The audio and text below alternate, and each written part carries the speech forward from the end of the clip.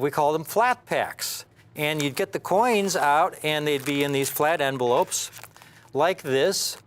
And the problem is these envelopes really weren't airtight, and they were also pliable. The coins would abrade against the cellophane, so they would get small, light hairline scratches. They'd generally be a very, very low grade. I've got some incredible Proof 67s for you today, folks, and I have them at a great price. Take a look at these. This is going to be a quick little presentation. These are Proof 67s. The highest possible grade is Proof 70. None of these dates, except for the 1964, has ever been graded in Proof 70. The highest grade these other dates have ever received is Proof 69. You take a look at one of these. They're absolutely pristine, haze-free, despite being over 50 years old. Also, very importantly, not only were these the last proofs struck at the Old Philadelphia Mint, these are the last Washington quarters struck on 90% silver planchets at the Old Philadelphia Mint. Because after 1964, they took all the silver out of the quarters and dimes, and they were struck in a clad metal. So these were the last of the original 90% silver-proof quarters. Look at this coin, absolutely pristine. You know, to submit one of these and get it graded yourself, PCGS or NGC is going to charge you $20 or $25 just for the grading. And then they're going to ship it back to you registered mail, which is at least $20. So right there, you're around $45 just for the grading and for the return shipping. It doesn't include your shipping. It doesn't include the cost of the coin. That's why when you see these on eBay, here's a 1964 Proof 67. Very fair price for a Proof 67. Absolutely pristine, as perfect looking to the naked eye as the day it was struck. There's an example for $88, and that's in an ANAX holder. Proof 67. Here's a 1962 in Proof 67. $175. Here's a 1963 in Proof 67.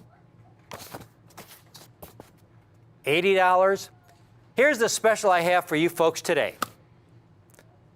If you want a 1964 Proof 67, you can own one of these coins today. Not for $99, not for $79, not even for $49, folks. I have these for basically the cost of grading. Really, $29 a coin. And one of these 64s will be yours. Only $29 a coin. The last year, the Washington quarter was struck on a 90% silver planchet in proof condition at the Old Philadelphia Mint, and it's only $29. But it gets even better, because if you want to get a second date, if you want to get the 1963, it also will only be not $79 or $59 or $49, but $29 a coin.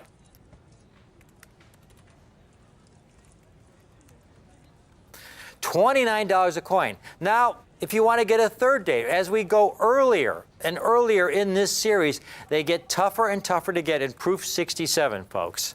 But still, I'm holding the line on that price at $29 a coin for the 1962.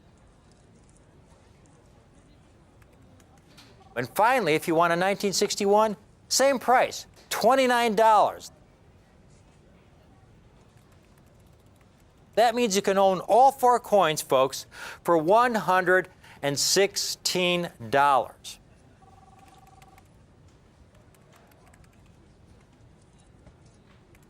Now, I'm not done yet, because now we're getting to some of the really tough dates, 1960 and earlier at the U.S. Mint. You can see there the 1964, 63, 62, and 61. They issued over 3 million proof sets, which is a very small number compared to the number of coins they struck for commerce.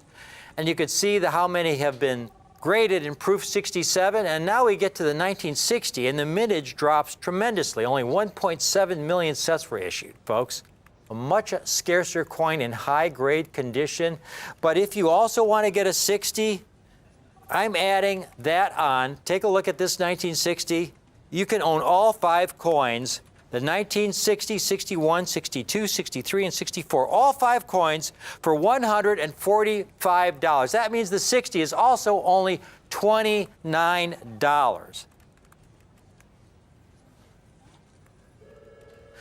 But it gets even better, because if you want to go into these earlier years, as you can see on the chart here, where the mintages really drop. When you go into the mid-50s, folks, the mid-50s, we were coming out of World War II. We had a lot of young families that were just getting their feet on the ground, just getting established economically. A lot of people who would love to collect coins, but who couldn't afford to collect coins. It wasn't until the late 50s, early 60s, when you really saw this growing middle class, and so you saw a boom in collecting. So you get into the 1959 and earlier, you could see how those mintages drop when people couldn't afford to collect. 1958, they didn't even offer 1 million sets. 1956, only 669,000 sets.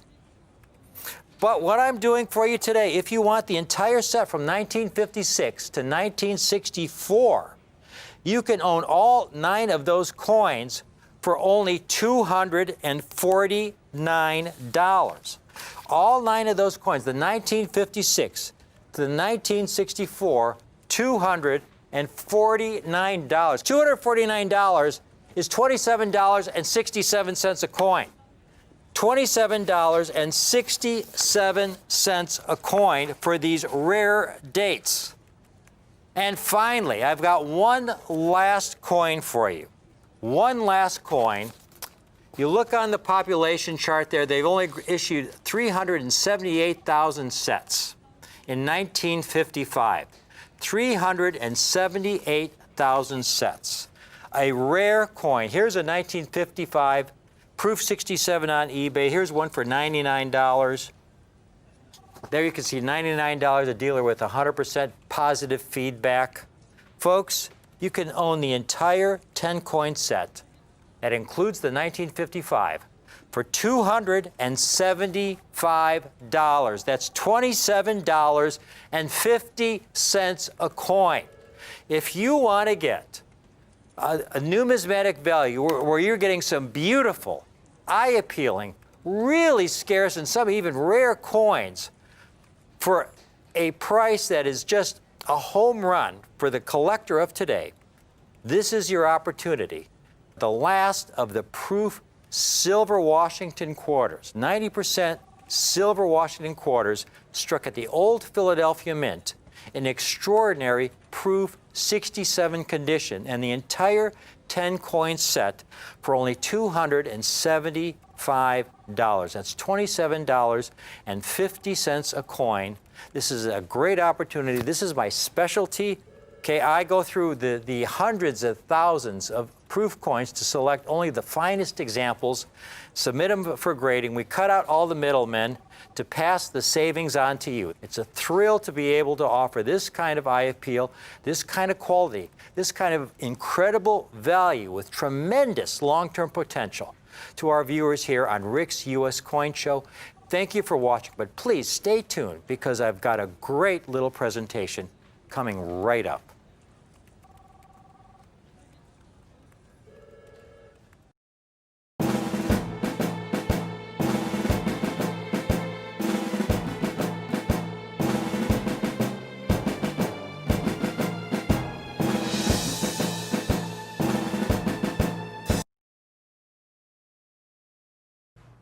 Hello, fellow collectors. Welcome to Rick's U.S. Coin Show. Rick and Kimberly Tomaska here. If you've just tuned in, we just had a presentation on the 1955 to 1964 Washington quarters, where we offered individual coins and the entire set, 10-coin set in Proof 68 condition for $329. Now, in that presentation, I explained what Washington quarter or what proof coins are.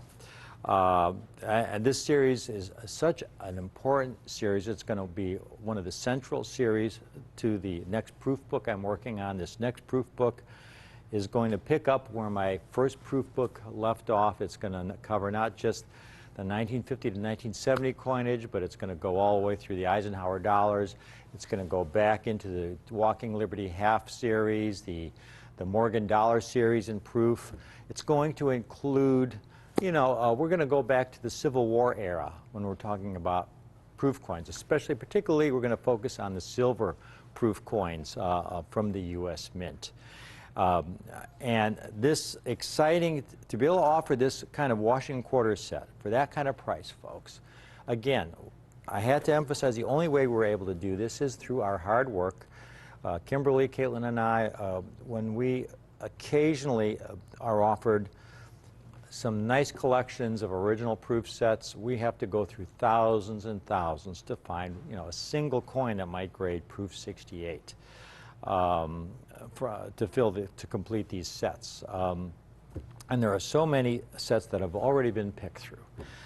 Now, we go through thousands and thousands of sets. We don't buy the sets already graded from some dealer who had them graded, and which we're essentially paying his services when we buy them, and then have to tack that on to the price we offer to you. It's our work. And so we cut out all the middlemen, and that's where we're able to offer that great price. Now, out of all those sets we go through, occasionally we get really fortunate. Occasionally. And it's like one of those aha moments, I've struck gold, like eureka. Wow, look at this one. Look at this one. This might even be a proof 69. And you look at it and we study it under a halogen light, under a magnification. We can't find a flaw on it.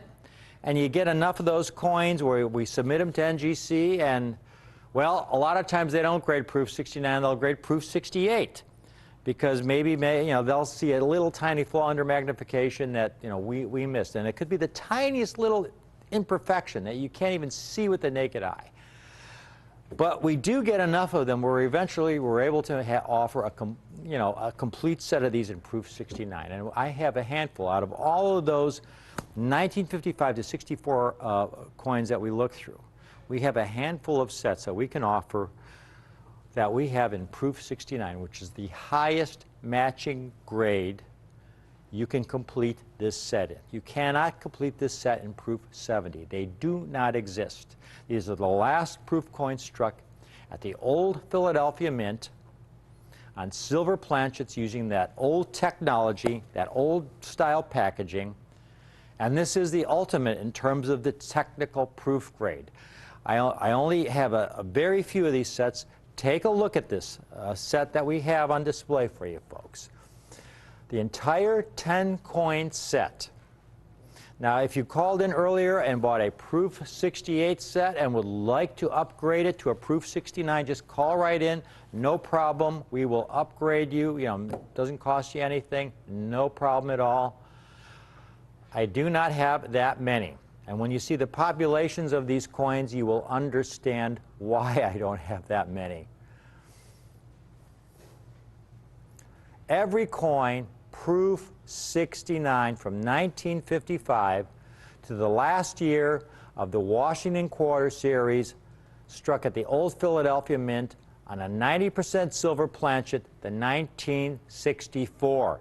In 1965, the Mint switched to a clad planchet with no silver content whatsoever. And in fact, I have a 1965 quarter. It happens to be a special mint set quarter, but Kim is going to put it in front of the camera for you to see the difference between that coin. It has a slightly different, it's got a kind of a grayish cast to it.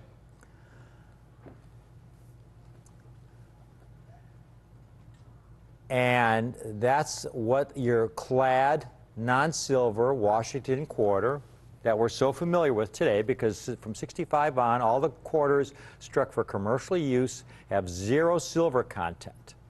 Now compare that. Kim is going to show you the 64 and proof 69. Absolutely flawless. Absolutely flawless. Beautiful coin. The last, that 1964, the last quarter, struck at the old Philadelphia Mint on a 90% silver planchet, extraordinary condition. And all 10 coins, folks, just like this. These are miracle coins. These are miracle coins from all the thousands and thousands and thousands of sets we looked at. We made a fair number of Proof 68 sets, but only a handful of these sets in Proof 69.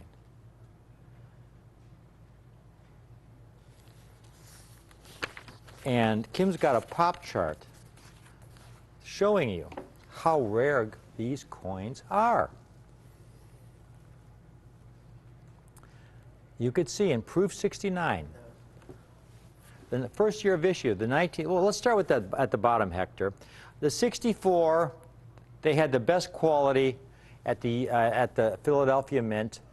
A big improvement in quality in that last year that they made proof coins at the Philadelphia Mint. They struck about 4 million proof coins, but only 2,200 graded in Proof 69. That's a low number, 2,200 coins. But as soon as you go back 1 year, look at how the number drops. 1963, 741. 62, 363. 61, 315. 1960, 244. 373 for 1959, and then again, the 58, 244. And I showed you, if you missed that, our earlier presentation, the big problem in proof production from 1958 to 64 were milk spots. And I showed you in 1960, Kimberly showed you a typical 1958 Washington quarter from this era. And here's one of them. I don't know if this was the exact coin, but one of the reasons you had a couple problems in the way proof coins were made, where one was hairlines and the other was milk spots. And the milk spots were due to incomplete cleaning of the coin blank, incomplete washing of the coin blank, and there would be soap residue left on the blank. And you could see on that 58 quarter, soap residue left on the blank as it went into the die. And when that die came down with 100 tons of pressure or more, that residue was struck into the coin. And there you see a white spot right in the middle of the eagle's breast there. That is, we call it a milk spot, but that is soap residue. And on the obverse, you see several small spots. And this is the big problem with all of these coins. And a lot of times right in the middle of Washington's cheek. You may not notice it unless it's tilted at a certain angle, right in the middle of his cheek. And folks, those are part of the coin. When that die comes down with all that pressure, that residue is struck into the coin. We actually had a chemical analysis done of one of these coins with these spots, and it is kind of from a soap-type residue that these spots come from.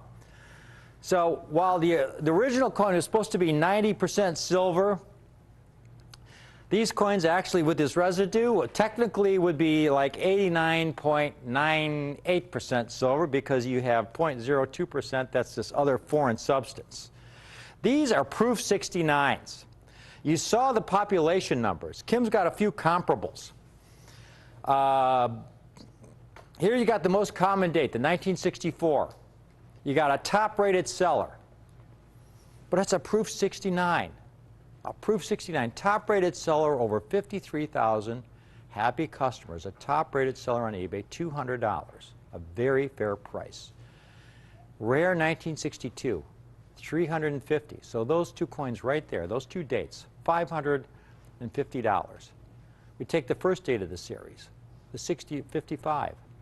$450. You're at $1,000 for just those three coins.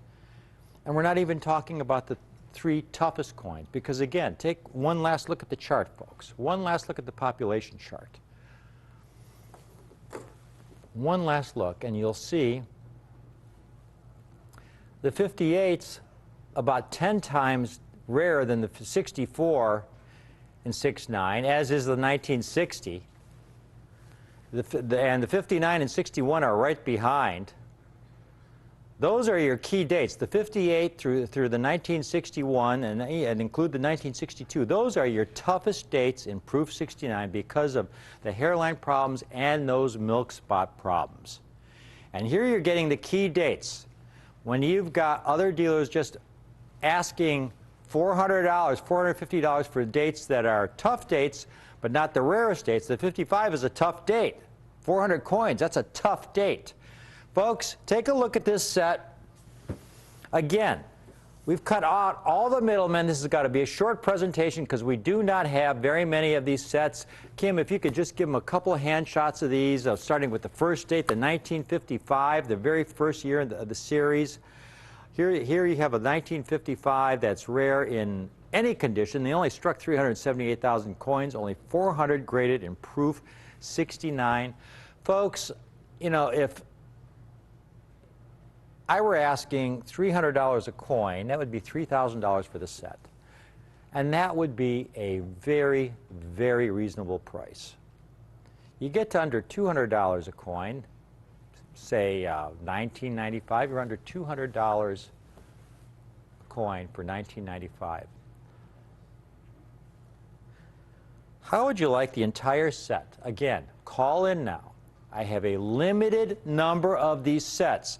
Call in now, because when you hear the price, once these are gone, I don't know if I can replace these. We were very fortunate to get this small group together. It's not often when we get the opportunity to go through thousands and thousands of fresh, unsearched proof sets. And even though they're unsearched, most of the coins, as I briefly demonstrated, are flawed. They're either hairlined or spotted. Only a handful of these sets survived in this condition. And I'm offering them today while we have them for only $94.90 a coin. In other words, $949 for the entire set. You heard me correctly. $949. And the 1958 alone should be a $500, $600 coin. That's one of the key dates. The 1958 and the 1960. Really, really difficult. Only 244 graded in proof 69. And you're getting the entire set while we have them for only $949. Ultimate highest grade proof coins for less than $100 a coin. Extremely rare, beautiful, extremely rare, extraordinary condition rarity, highest quality. The three legs of the stool, folks, in spades. I always talk about the three legs of the stool to get coins with exceptional eye appeal for their date, exceptional quality, and the most rarity possible for the best possible price. And here you've got that in spades. You've got this 10-coin set, the highest matching grade possible of some beautiful, extremely rare coins for under $100 a coin. We've got a bunch of people calling in right now. I'm going to cut this presentation right here, because if I carry this presentation on for 5 minutes longer, we would have people calling in. It looks like we may even have a queue. We will have people calling in, and we won't have any sets left. And again, I have a limited number of these sets, so I got to cut it right here. I want to be able to offer everyone a set who calls in now to take advantage of this opportunity. And again, if I carry it out, if I do this for 5 minutes longer, we'll be beyond sold out, and I can't get any more sets at this time. So this is your chance. Please take advantage of this. If you want to own something really, really special, you'll only find this kind of set here in this kind of quality at this price here on Rick's U.S. Coin Show. From Kim and I, thank you for watching.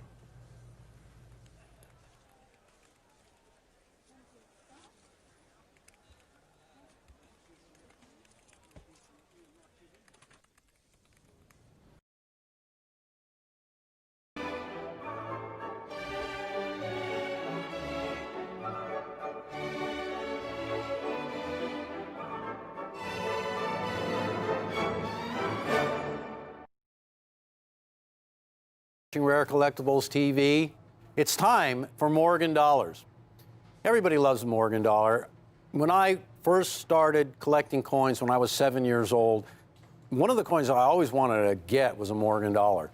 It was so big. If you ever held a Morgan dollar in your hand, just the size of the coin alone was impressive. And you wanted, especially when you compared it to half dollars or quarters or dimes, pennies, it was big. It was bold. It had an unbelievable design on it. And you would look at these coins, and they would date back a century, and you'd think, wow, that's where it all started. The Morgan dollar, it has mythical properties just attached to the name. If you're a beginning collector, you have hit the right location to start collecting. This is the right spot, because you cannot get into coin collecting in a better way than the Morgan dollar. And I invite you to pull up a chair and just see why, if you've never collected before, if you've been a coin collector all your life, why Morgan dollars, especially right now, are the coin for you. The first Morgan dollar was issued in 1878, and the last Morgan dollar was 1904. I know there were 1921s, that came later, 17-year hiatus, and the 1921 Morgan dollar is a little bit different. It's a separate variety all its own. The die had to be recreated for that coin. So when we talk about the Morgan dollar catalog, we're generally talking about 1878 to 1904. Now, there's way more to the story than that, though. During the time of the Morgan dollar, the U.S. Mint facilities were busy, very busy. In fact, they had been mandated to strike millions of coins on a monthly basis. So when you take a look at all the mints that were responsible for striking the Morgan dollars between 1878 and 1921, here's what we have. Philadelphia, the original mint. Why was Philadelphia chosen as the original mint location? Because the U.S. Capitol was originally in Philadelphia. So the mother mint. Now, I get this question asked of me all the time. How come coins from Philadelphia, Morgan dollars, don't have a mint mark on them? Well, at the time, it was the only mint, so a mint mark wasn't required. But I want you to take a look at production from the various mints. 305 million coins struck at Philadelphia. Next was New Orleans at 186 million. Then San Francisco. Denver is kind of misleading because there was only one Morgan dollar ever struck at Denver. That was in 1921. So for that single coin, over 20 million coins. Then Carson City. Man, Carson City struck the fewest amount of Morgan dollars of any mint. And they're kind of in a separate class all their own. The greatest thing about the New Orleans Mint, because that's what we're going to be talking about, is the fact that they had a mandate. And here's how it went. In 1859, silver was discovered in Nevada. Because of this immense silver discovery, the U.S. Congress passed a bill, and the bill was known as the Bland-Allison Act. And what this bill authorized was the purchase every month of $2 to $4 million worth of silver. Can you believe it? 1878, and they are committing to buy from the silver mining interests, from the silver miners, $2 to $4 million worth of silver every month to be coined into Morgan dollars. Not to be used for half dollars, not to be used for quarters, not for dimes, for half dollars. So here's the result of the Bland-Allison Act. I have a wonderful reason to collect these coins, and it's all about how difficult it is to get a top-flight, top-notch, top-grade, uncirculated Morgan dollar. You could pick up dozens of books about Morgan dollars, and the information in those books would give you a great idea of how each mint struck their coins. But one thing that every one of these mints had in common was the mandate to strike a lot of coins. Now, they were interested at the time in quantity and not quality. So there it is right there. Today, as we stand here right now, only about 15% of all the Morgan dollars ever issued, and that's over 656 million coins, remain in uncirculated condition today. The vast majority of these Morgan dollars were released into circulation. And so once a coin is released into circulation and it shows signs of wear, well, then it's going to be called a circulated coin. So these uncirculated specimens are then categorized in degrees of uncirculated by grade. That's the modern world we live in. It's known as the Sheldon scale of grading. And for uncirculated, the beginning grade of uncirculated is mint state 60. And the ultimate grade of an uncirculated coin would be a mint state 70. Never has been a mint state 70 Morgan dollar, and there's only been, I think it's been about 20 mint state 69s. There's a lot more to it than just the amount of coins that were struck. 1918, World War I, United States was allies with Great Britain. Great Britain got into, well, some financial straits. And so the United States of America melted a lot of the silver that we had in the form of Morgan dollars so we could contribute to the war effort. So whenever you talk about Morgan dollars, you always have to talk about the 1918 Pittman Act, because that authorized the minting of up to 320 million Morgan dollars. 656 million coins struck, 270 million coins melted just in 1918 alone. And you can see the total remaining just after that 1 year. Now, since 1918, there's been a lot of other melts that have happened. During World War II in the 1940s, the run-up of silver that took place between 1970 and 1980. And the casino industry themselves was responsible for melting millions and millions of silver dollars in the 1970s and the early 1980s. So the end result of all of that means that the remaining coins that will grade in mint state condition is not even 7 million coins that can be certified as a mint state coin. And if you like percentages, look at that paltry percentage. 0.103. That's not 103%. That's not 10%. That's 0.103.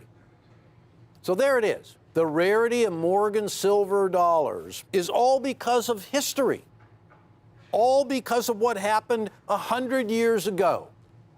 What we're left with today are some of the scarcest coins. This is not new news. Collectors have known this for quite a long time. And collectors have been putting away certain dates of coins from certain mints for a long time. That has further led to an unbelievable shortage of coins. I've been a coin dealer for a long time, a coin collector for even longer. I have never seen this tight a squeeze on Morgan dollars as what we're experiencing right now. New Orleans Mint. Now, I want to put to bed the myth that you cannot get an unbelievable example of a Morgan dollar in mint state from the New Orleans Mint. Now, though they did not strike as many coins as Philadelphia, they suffered from the same thing that Philadelphia did. They were tasked with striking thousands of coins per minute. Once they cranked up those coining presses, and once they began fulfilling the requirement of millions of dollars worth of silver every month to be coined, it was nonstop. But I want you to know something about New Orleans. They struck 186 million coins. Here's the thing. It's not that they overworked the dies at New Orleans. It's that they were not as expert in the die preparation as they were at San Francisco, which is known for having the most eye-appealing strikes. Now, in order to find a coin that replicates that strike of San Francisco, you got to search through, whereas the coins from San Francisco, you might have to search through 100 or 200 or maybe even 500 coins to find that ultimate gem. From New Orleans, 10 times that many. It's harder to find those rarities. So here we are right now. We are offering the final coins from the New Orleans Mint. The New Orleans Mint has got an unbelievable story. Opened up in 1838. At that time, the city of New Orleans was the 5th largest city in the United States of America. And because of its proximity to the riverways, to the Mississippi, which offered trade to the interior of the country and also with the entire world, New Orleans was a center of commerce, much akin to New York. It was booming. So in 1838, the U.S. Mint opened up a minting facility. And this mint operated until 1861. Well, 1861 was the beginning of the Civil War, and New Orleans Mint had the most unusual history at that time because it was the United States of America, the Union, the North, that established the New Orleans Mint. Once the hostilities began, it was the state of Louisiana that took over the New Orleans Mint. So they kicked the Union out, they took over the New Orleans Mint. Shortly after that, the Confederacy took over the New Orleans Mint. So the New Orleans Mint is the only mint that can say it was a U.S. mint, a state of Louisiana mint, and a mint for the Confederacy. So its history is, well, lengthy. In 1861, the mint closed down for the Civil War, and it reopened again in 1879 when the first Morgan dollar was struck. All the other mints struck the first Morgan dollar, except for Denver, of course, in 1878. But New Orleans, 1879. And the New Orleans Mint operated until 1909. But the last Morgan dollar to come out of New Orleans, the 1904. Now, the 1904 Morgan dollar is an anomaly. It's a coin with a really small mintage, 3.7 million. An 84S, 1884S, one of the kings of the Morgan dollar series, has a mintage of 3.4 million. So 3.7 million is pretty darn small. It's kind of amazing to me that you can even get your hands on a 19040 because it was the last one from New Orleans. So you had a lot that circulated that got worn out, and then you had a lot that just disappeared because, hey, the last one, it was a memento. Rare Collectibles TV, we're offering 19040 in a Mint State 64, just to kind of whet your appetite. The last Morgan dollar from the New Orleans Mint. And as I said, this coin is really an anomaly. It has a very low mintage. It is the last Morgan dollar ever struck at the New Orleans Mint. And it really bookends what we call the pre-21 Morgan dollar series. Now, since coin collecting has gotten so popular, there's a lot of talk about coin collecting everywhere you look. There's books coming out left and right and catalogs, and all of a sudden there's people springing up who never sold a coin before or are in the coin business all of a sudden. I want you to take a look at 1904s from New Orleans. That one's got a little bit of dark color to it. Ours will not, I can tell you that. Ours will be extensively white. There's a Mint State 64 right there at $325. Hold on to your hats. If you would like to own a 19040 in Mint State 64 and you don't want to spend $325, no, I can't help you, I'm sorry. No. And you don't want to spend $325, take a look at what we have. 040s for $139. Graded Mint State 64, certified, bright white. Look at that coin right there. Now that is amazing. And why is that amazing? Well, take a look at the cheek of Liberty.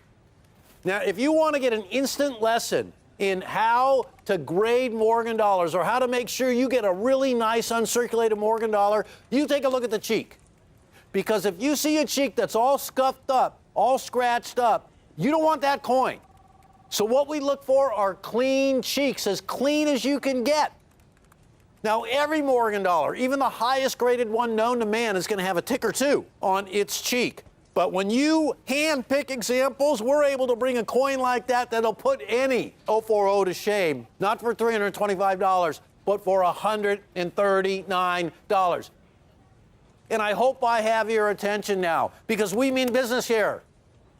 Because I want to offer you not just that 19040, but I want to give you a chance to get the last New Orleans struck Morgan dollars, beginning with 1898, including the 1899. Take a look at what we're going to be offering here, folks.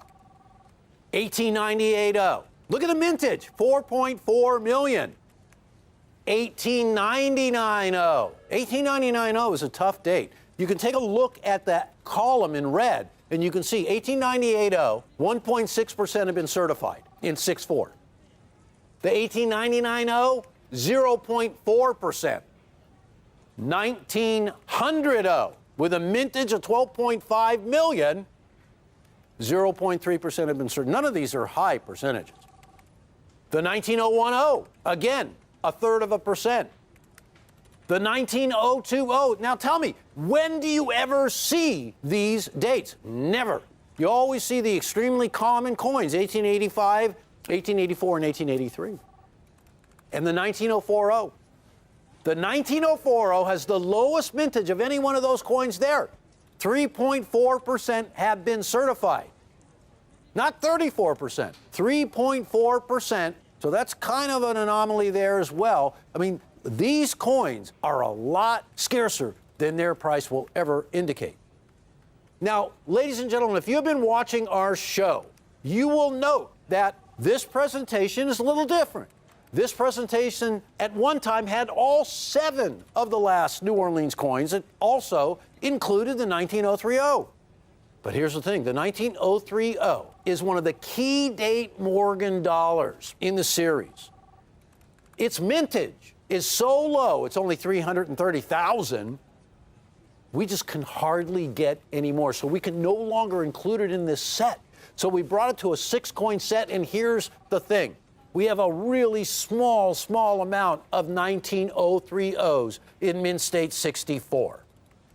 Please ask your operator, because you're going to want that coin. I can tell you this.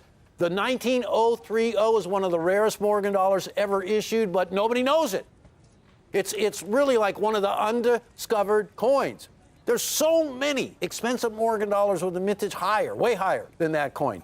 That's a must-have, so you gotta ask about that one. I'm sorry that we can no longer include it in the set, but it's impossible to get these days. We have so few, so don't waste time on that one.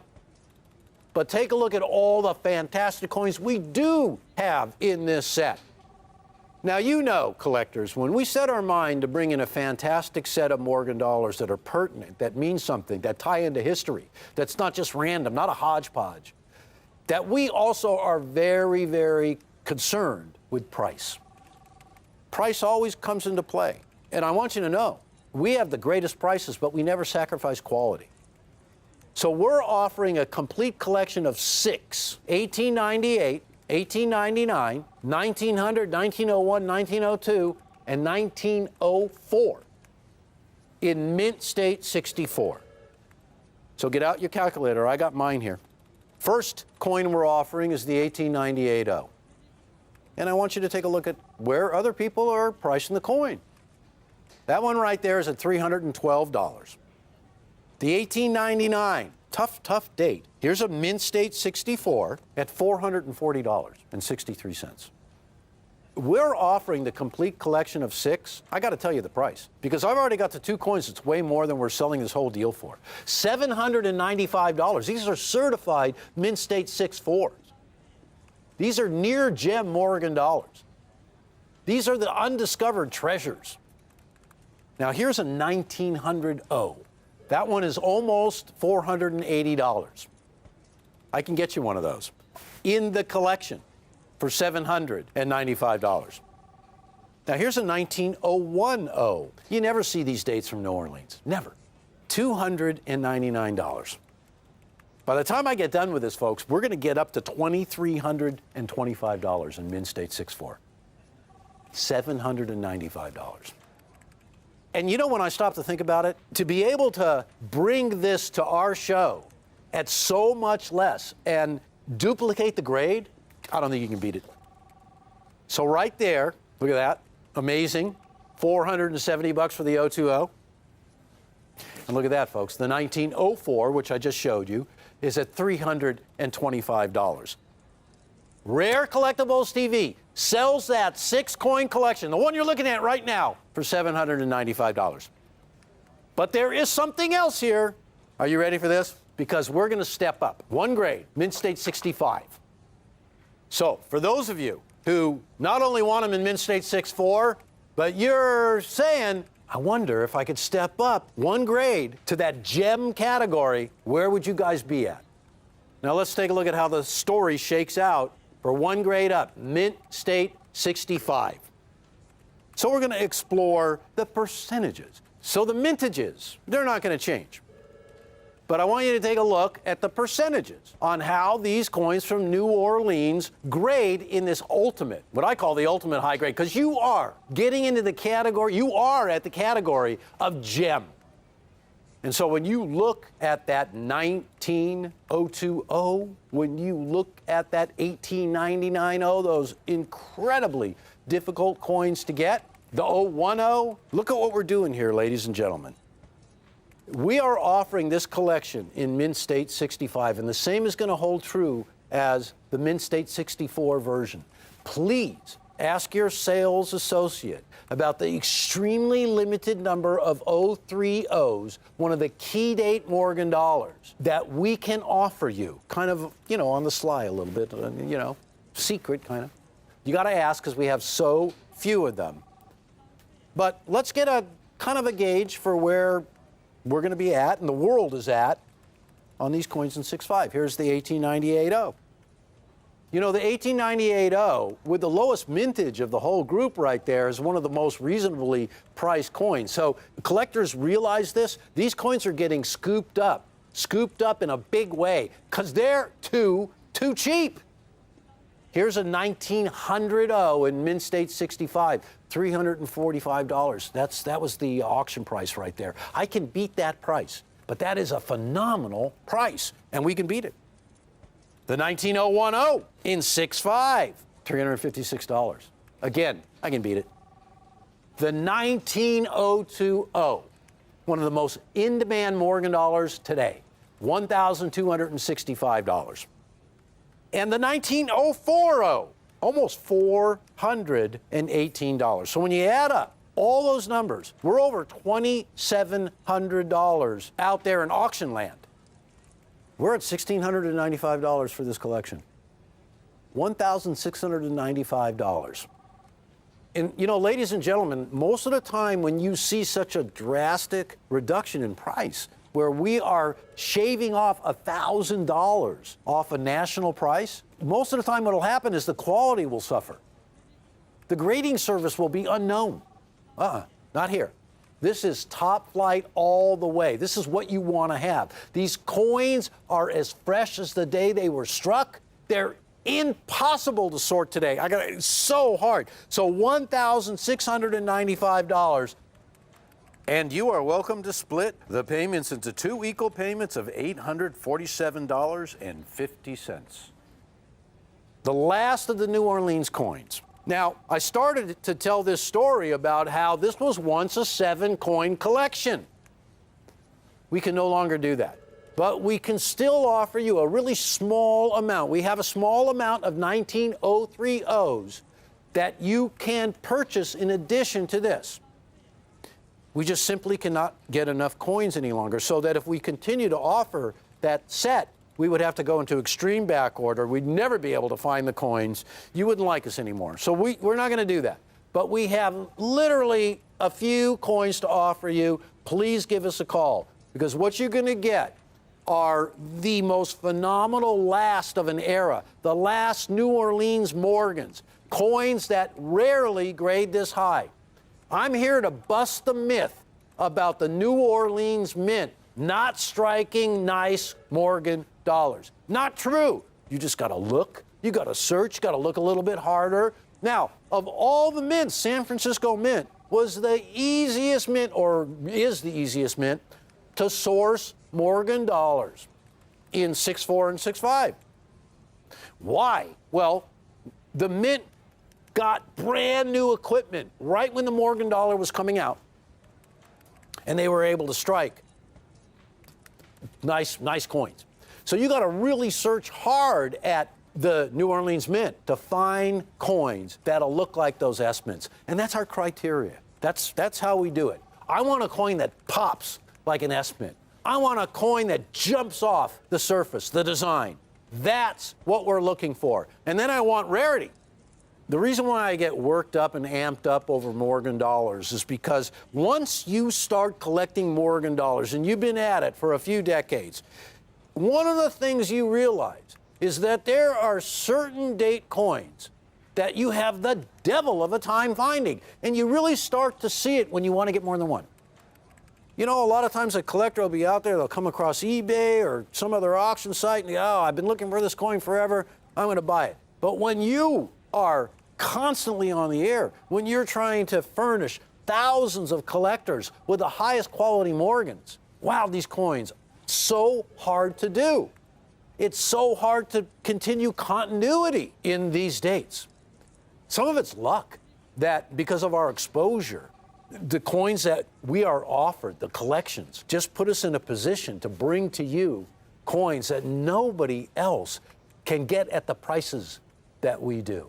So I want you to give us a try if you never have before. That's the first thing. Because one thing you're going to find is we never take the easy way out.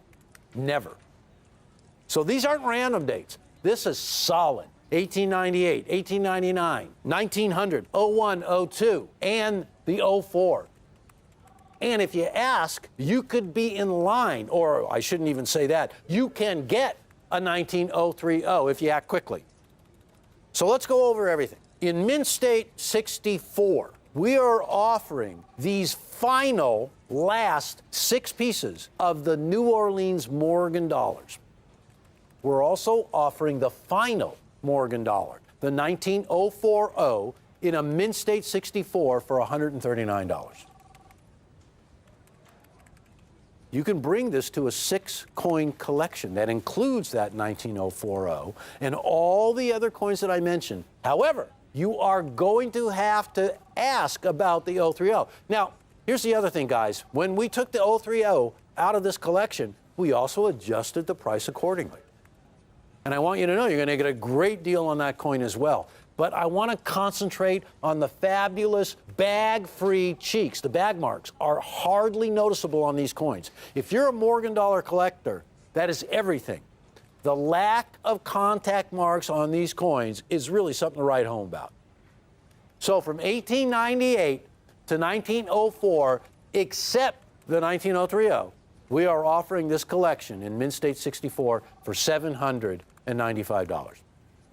And if you want to step up into the Mint State 65s, we are offering the same dates, 1898, 1899, 1900, 1901, 02, and the 1904 for $1,695. And you can break it up into 2 payments of $847.50. For the remainder of this presentation, which isn't long, it's just a few seconds to tell you the truth, I want to gush about the quality of the coins. The thing about grading and the grading services, the accuracy is beyond reproach. But we go a little beyond the technical aspects of the grading because we are really interested in something known as eye appeal. Because we're collectors first, right? We want the best that we can get, but it's also got to be the most eye-appealing coin.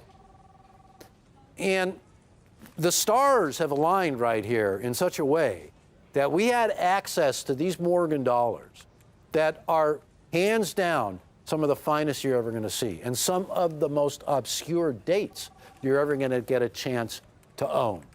But here's the bottom line. These are the last of the Morgan dollars from New Orleans. 2 ways you can go. Mint State 65 gem, $1,695. A full $1,000 off.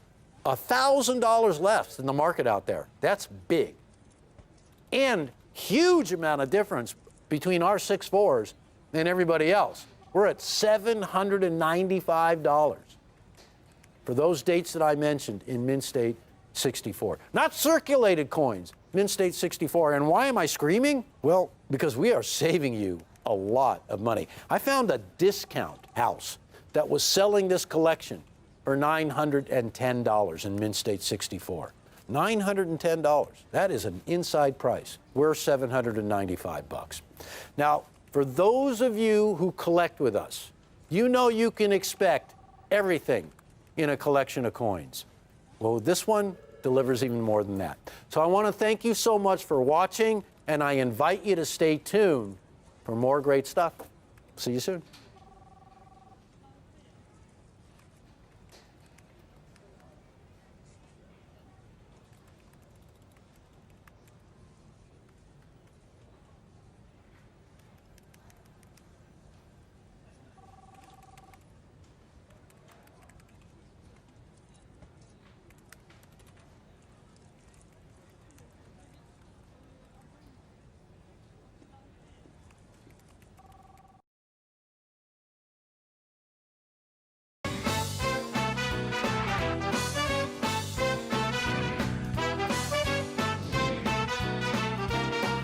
You're watching Rick's U.S. Coin Show on Rare Collectibles TV.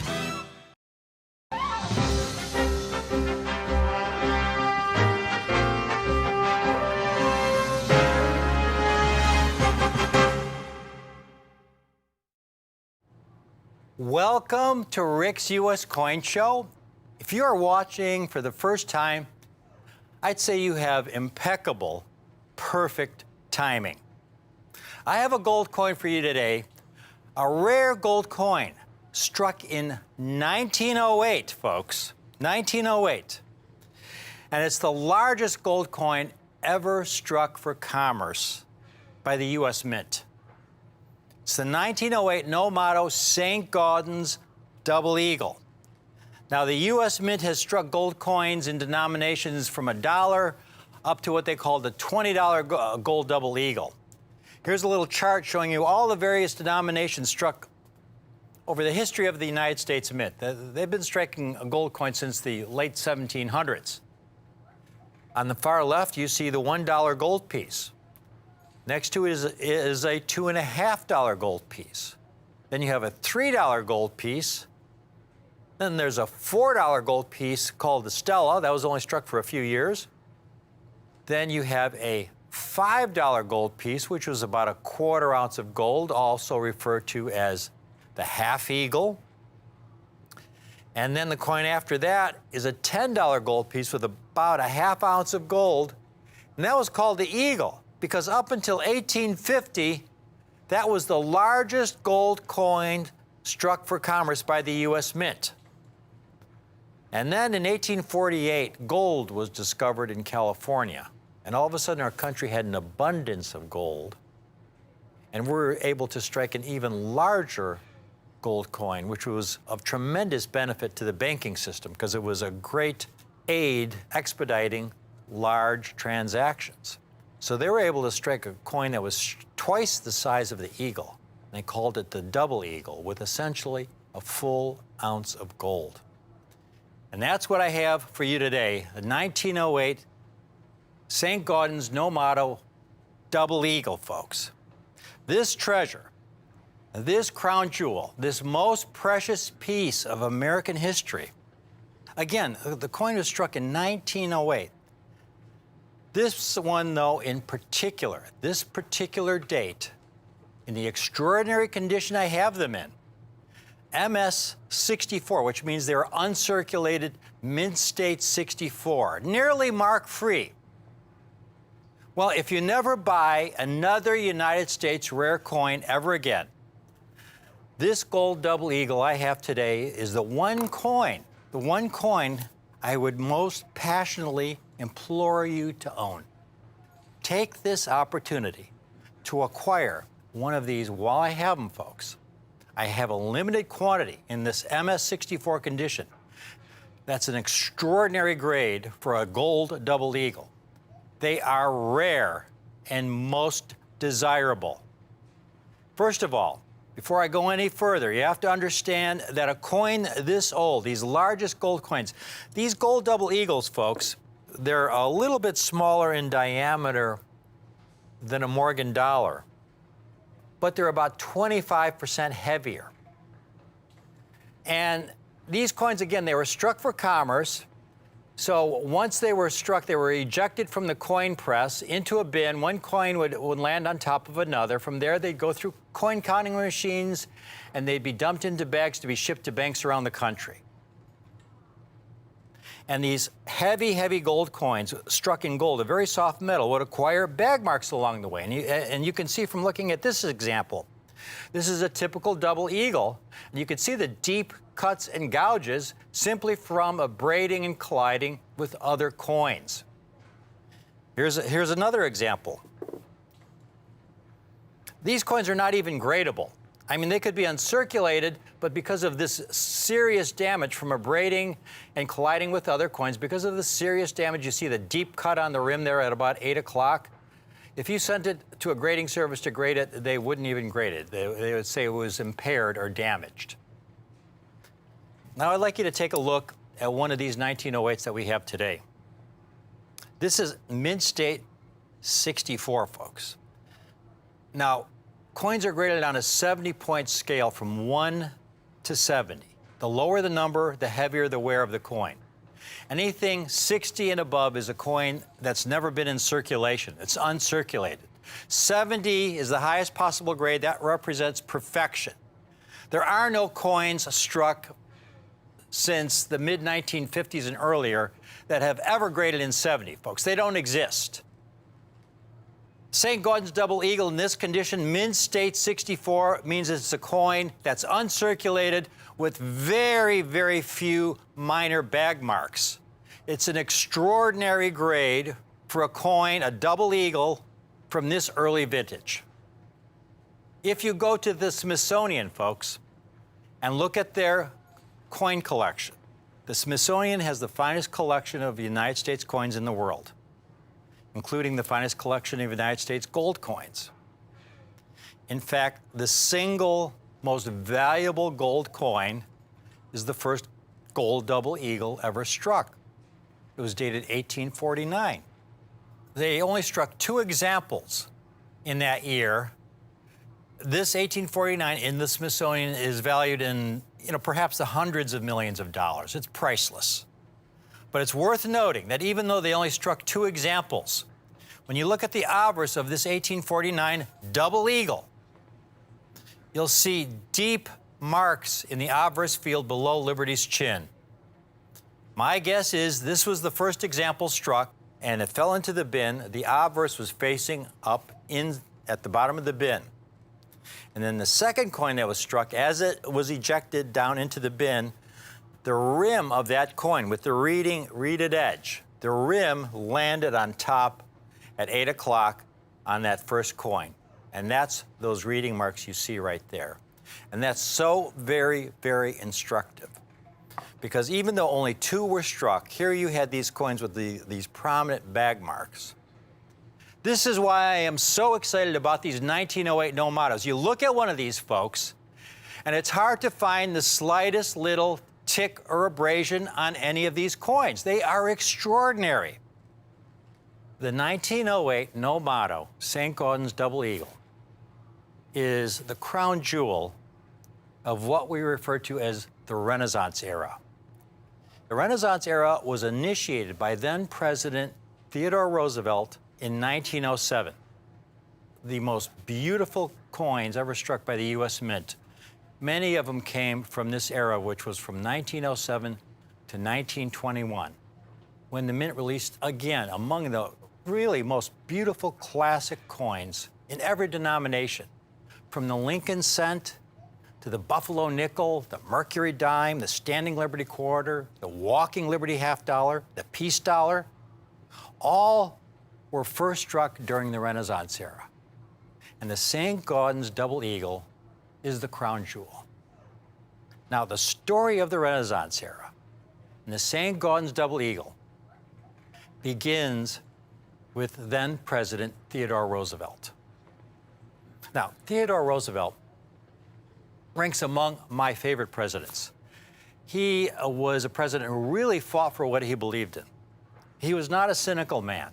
He was very idealistic, and he believed America was a great country, a land of opportunity, and that every American should have the opportunity to have a better life through hard work and virtuous living. They called him the Trustbuster president, battling the industrial titans of the day in defense of the everyday man. He was also instrumental in establishing our national park system, so all Americans would have the opportunity to enjoy the great natural wonders of our country. And Theodore Roosevelt also believed that art could be an inspiration for all Americans, and that great art should not be only available to the wealthy in our nation. It should be available to every American. And what better way to appreciate and be inspired by great art than through our coinage as daily reminders in the symbols and words of who we are as Americans and what we strive to become. This is the letter that really started the Renaissance era, a letter addressed to the Secretary of the Treasury Shaw dated December 27th, 1904. My dear Secretary Shaw, I think our coinage is artistically of atrocious hideousness. Would it be possible, without asking the permission of Congress, to employ a man like St. Gaudens to give us a coinage that would have some beauty? Sincerely yours, Theodore Roosevelt. And that's what set the ball rolling in these coins that we refer to as the Renaissance era coins. Now, getting St. Gaudens to agree to this request by then President Roosevelt was another matter. For St. Gaudens swore many years earlier he would never have anything to do with the U.S. Mint, based on an experience in 1892 when he was commissioned to design a commemorative coin for the Mint, and without his knowledge, the Mint redesigned the coin. St. Gaudens was furious. Through meetings and letters, I think St. Gaudens became convinced that Roosevelt and he were very much alike and were very much on the same page, that they both greatly appreciated and loved great art. And so in 1905, St. Gaudens agreed to redesign all our coinage. Unfortunately, he was already dying of cancer, and he was only able to complete 2 designs. One was for the $10 gold eagle, and the other is the coin I have today, his final great masterpiece, the double eagle.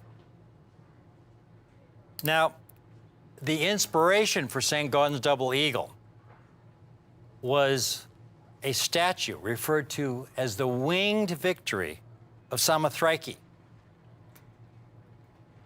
otherwise known as the Nike of Samothrace.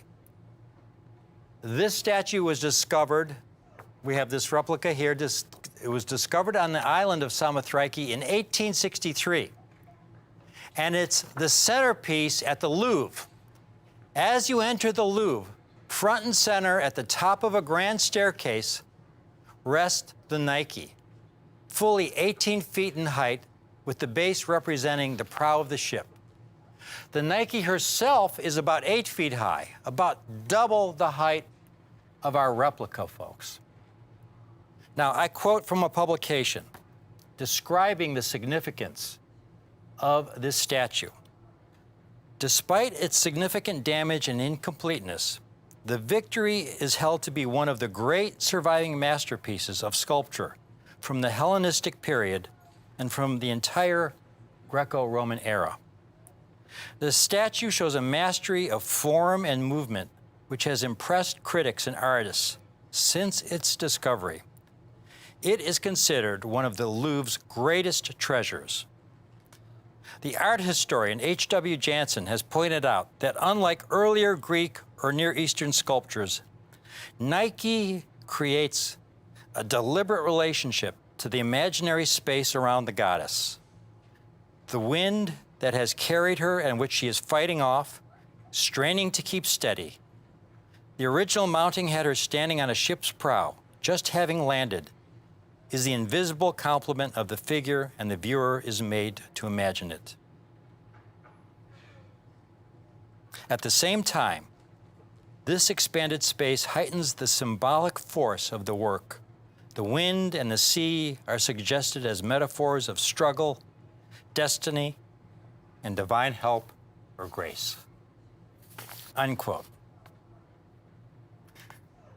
That's the inspiration of the St. Gaudens double eagle. But St. Gaudens, folks, his masterpiece goes a step further. When you look at the reverse of this coin, I regard this as the most beautiful and inspirational rendition of the American eagle I've ever seen on a United States coin. There is the American eagle, not standing stationary on a perch, but with wings outstretched in full flight on an upward trajectory, the rays of the sun behind, strength, peace, and hope, the unspoken messages.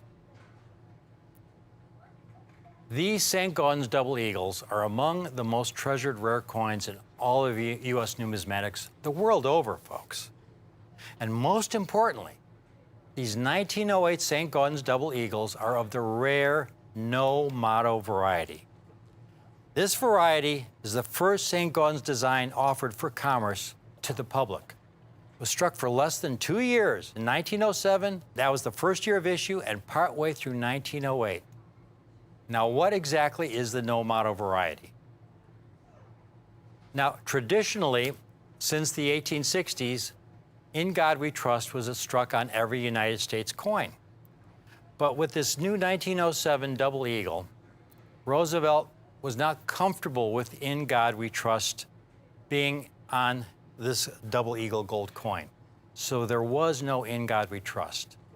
But there was a tremendous public outcry about this, about not having In God We Trust. And so late in 1908, Roosevelt relented, and they added In God We Trust to the St. Gaudens double eagle later in 1908. And all of the St. Gaudens double eagles struck from late 1908 through the end of the series, 1933, have In God We Trust at the bottom there, right around the periphery of the sun. Now, the reason Roosevelt did not want In God We Trust is because he felt it was sacrilege. He felt that money was often used for, less than noble purposes, let's say, and to do so was really sacrilege, having those words "In God We Trust" when money was being used for less than noble purposes. He even wrote an article, an editorial, in the New York Times addressing the issue. But again, the public outcry was, everybody wanted In God We Trust, and so they added it later in 1908, folks. So the no motto variety was only struck for about a year and a half. The no motto variety, again, being only struck in 1907 and partway through 1908. The total mintage of the no motto variety, folks, is only about 5.3 million coins. The motto variety, about 65 million. Most importantly is the condition of the coins, though. Not only are they rare to begin with, but in the condition we have them in uncirculated mint state 64. When you look at all the St. Gaudens graded by NGC and PCGS, the leading grading services, of all the double eagles, the mint struck about 70 million St. Gaudens double eagles. But only about 2.5% are uncirculated, and most of those are MS60 to MS63 grade. The examples I have for you today in mint state 64 condition really should not exist in the condition you see them in. Now, when you see the 1908 no motto offered, here's one being offered by a dealer with 100% positive feedback. A dealer has a solid reputation. And this is a typical 1908 no motto. You notice it says UNC details, reverse spot removed. Again, most of the examples that have survived are damaged in some way. They're not gradable. And he's still asking $3,200 for the coin. Now here's one like we offer today, MS64 condition. This is a dealer with over 57,000 happy customers. Top dealer with 100% positive feedback, folks. And he's asking $3,499 for his MS64 no motto. This is the perfect time to acquire one of these classics, folks. Gold right now is bouncing around between $1,900 and $2,000 an ounce. I have these classics at an incredible collector-friendly price in relation to their gold value. These are among the finest specimens, folks. We have them for $2,995 a coin. $2,995 a coin. Now, this is a small window of opportunity, folks, because never have St. Gaudens double eagles of this quality been priced so low in relation to the value of their gold. Here's an article that was published a little over a year ago. Is it time for a new perspective on generic gold? What they say, I'm going to quote here from the article. There has not been a time in recent memory when pre-1933 gold coins were obtainable for so little over spot.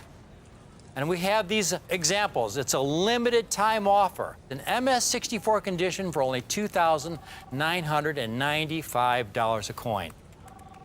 Now again, you go to the Smithsonian, they have the finest collection of United States coins in the world, including the most valuable single coin, a double eagle that's valued in the tens of millions, perhaps hundreds of millions of dollars. Their 1908 no motto is an MS-66, folks. That's extraordinary. To be able to offer MS-64s like you see here for only $29.95, folks, I hope you take advantage of this. This is one of the great classics. This is a coin that has so much history. Again, for those of you who have just tuned in, this is the 1908 no motto St. Gaudens double eagle. This coin was only struck from 1907 to 1933. The original mintage was around 70 million coins for the entire series, but only about 5.3 million were struck with the no motto variety, without the In God We Trust. That's the first design of this St. Gaudens double eagle. Now on top of that, folks, a large percentage of these coins were melted down. In 1933, then President Franklin Roosevelt, Theodore Roosevelt's cousin, issued Executive Order 6102, making it illegal to own over $100 worth of gold. And so everybody who had over $100 worth of gold had to turn it back into the Treasury. And the Treasury proceeded to take all those gold coins and melt them back down into bars. And fully 39% of all the double eagles ever struck were melted back down into bars. So you figure of the 5.3 million struck, folks, a large percentage were melted down.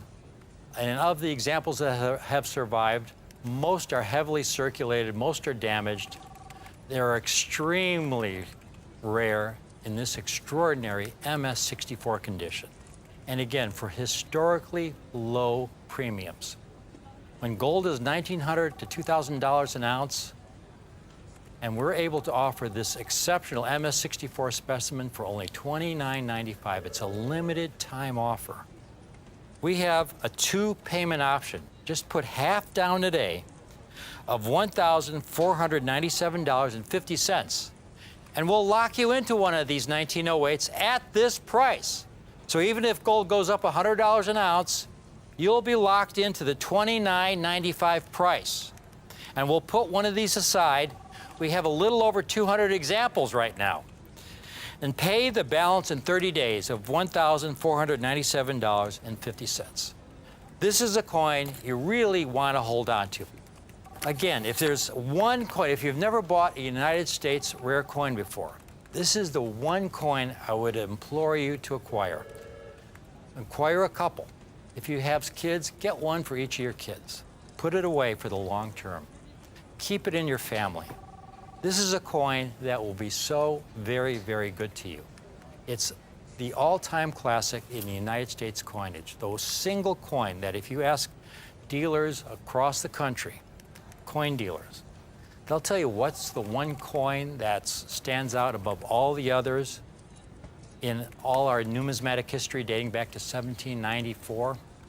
It's the St. Gaudens double eagle. And here's the first design of that double eagle, the no motto varieties, struck in 1907 and partly through 1908. And we have, most importantly, is the condition of the coins. Extraordinary. Mint state 64, which means the coin is exceptionally well preserved. This largest of all gold coins ever struck by the U.S. Mint, with nearly a full ounce of gold, with so few marks, like it's a specimen. Almost as if, folks, it was struck, ejected from the press, and before it fell into the bin, you caught it on a velvet pillow and preserved it since 1908. That's just about the quality of these coins you're looking at. That's how superior the quality. To have them so mark-free, folks, is miraculous. They should not exist. They should not exist, but we do have this small quantity that do exist. Get one while you can. Again, this is the one coin that I've talked about since the beginning of our show, since we started back in 2014. And it's been very, very, very good to all our clients out there who have acquired these when we get them in. It's exceptionally difficult to get these today. It's the crown jewel of the Renaissance era. I hope you're able to acquire at least one. Thank you for watching. Please stay tuned for our next presentation coming right up.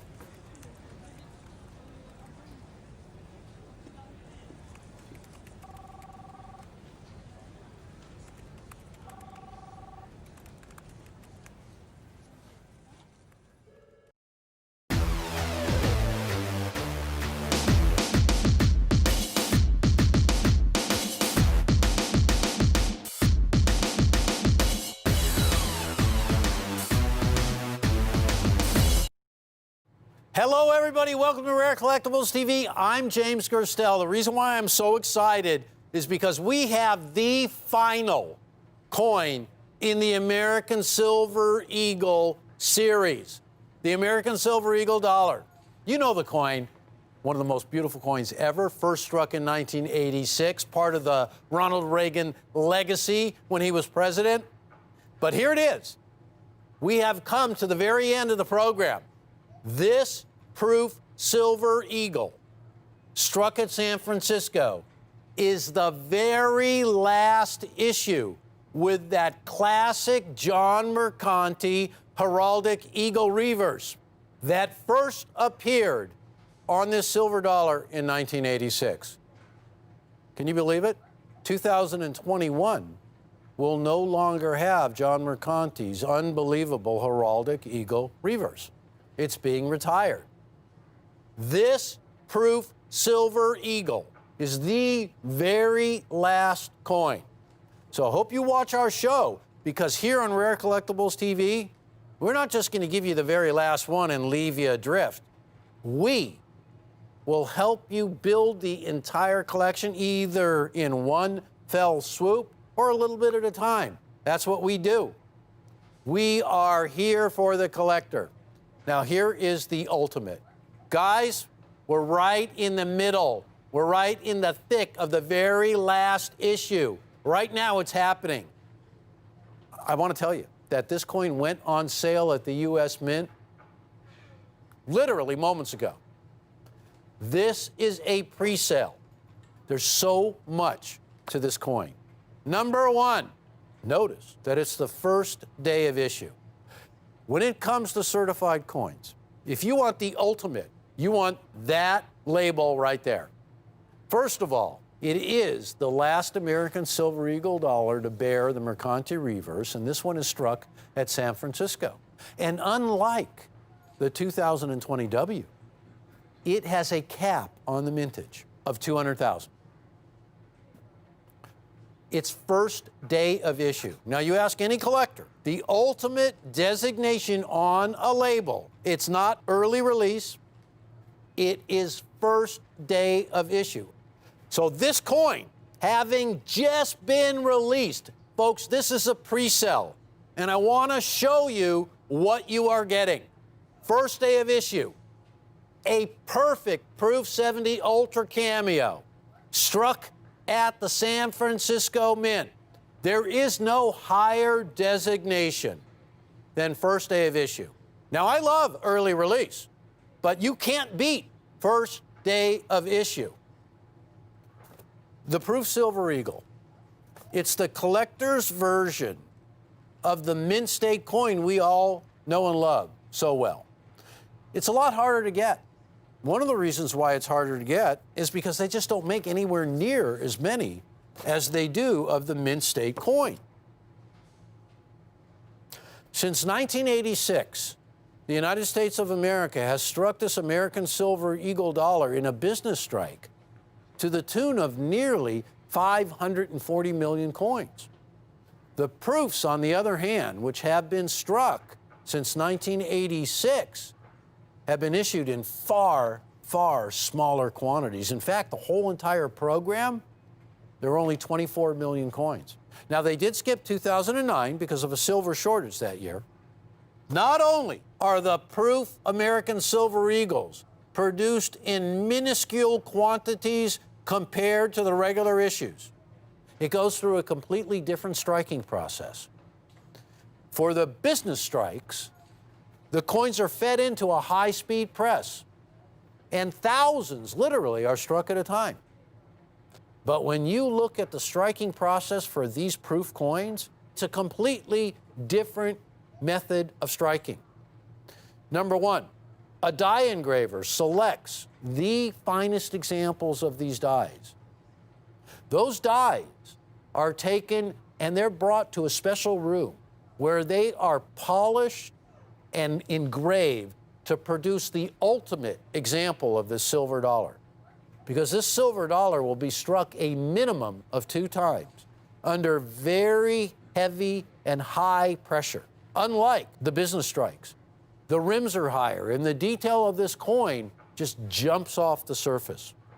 That special striking is good for 15 to 20 examples. And then the coining press is shut down, the dies are removed, and a new pair of dies are installed. And the striking process begins again for a very limited amount of coins. Now, what we're living this year is an unprecedented slowdown, in fact, a shutdown of the United States Mint. Because of the difficulties we all have gone through for 2020, there has been no production at the U.S. Mint. So the coin that you are looking at right now is the very last issue of this American silver dollar before it's retired forever. And a new design for the reverse will take place. This is the final issue, and we're able to offer it in the ultimate version. Ladies and gentlemen, $229 a coin. $229 per coin. This is the ultimate version of the most popular silver dollar in the world today. The largest silver dollar the U.S. Mint ever struck. Do you realize this coin is bigger than a Morgan dollar? It also features the Renaissance design of the original Walking Liberty half dollar from 1916. Adolph A. Wyman designed that obverse, and it was groundbreaking. It was the first representation of an allegorical, a figure of liberty, kind of mythical, ever to grace a coin. Its design has been known as the ultimate in numismatic design on silver. The reverse, that was contributed by just the 12th chief engraver of the U.S. Mint, John Mercanti. These coins are totally perfect. And a third party has agreed that every one of these coins will be absolutely perfect. And there's a lot of intensive grading. In fact, there's 3 people who grade each coin. So you get the ultimate in accuracy, and in this instance, you get the first day of issue, the highest grade attainable, a proof 70, the highest designation of mirror and contrast, known as cameo. In this case, ultra cameo. When you take a look by year, it really illustrates how many collectors there are of these coins. Take a look at all of these figures relating to each and every year that the coin was produced. Beginning in 1986, 1,446,000 coins were struck. That was the highest mintage year.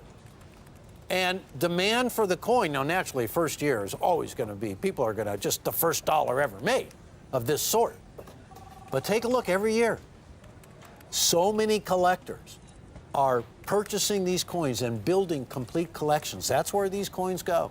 The dream is to get a perfect graded coin, a perfect grade. Now, it's not very often that the Mint will say, we're only going to strike 200,000 of these coins. Generally, the mintages are open until the window closes, the period of time closes that they can be sold. In this instance, a cap has been put on the mintage. There will be no more than 200,000 coins issued. Well, if you take a look at the 2020 W figures right below it, you can see already how many of those coins were ordered for there to be a high mintage this late in the year. Almost impossible. I would be very, very surprised if it even reaches that maximum. But nonetheless, that's where we're at. This is a pre-sell at $229 for a very special release. First day of issue. There is a really short period of time by which your coins can be submitted to the grading service. There's only one way that it works. For you and me, it would be very difficult to do because number one, you got to get in line at the U.S. Mint.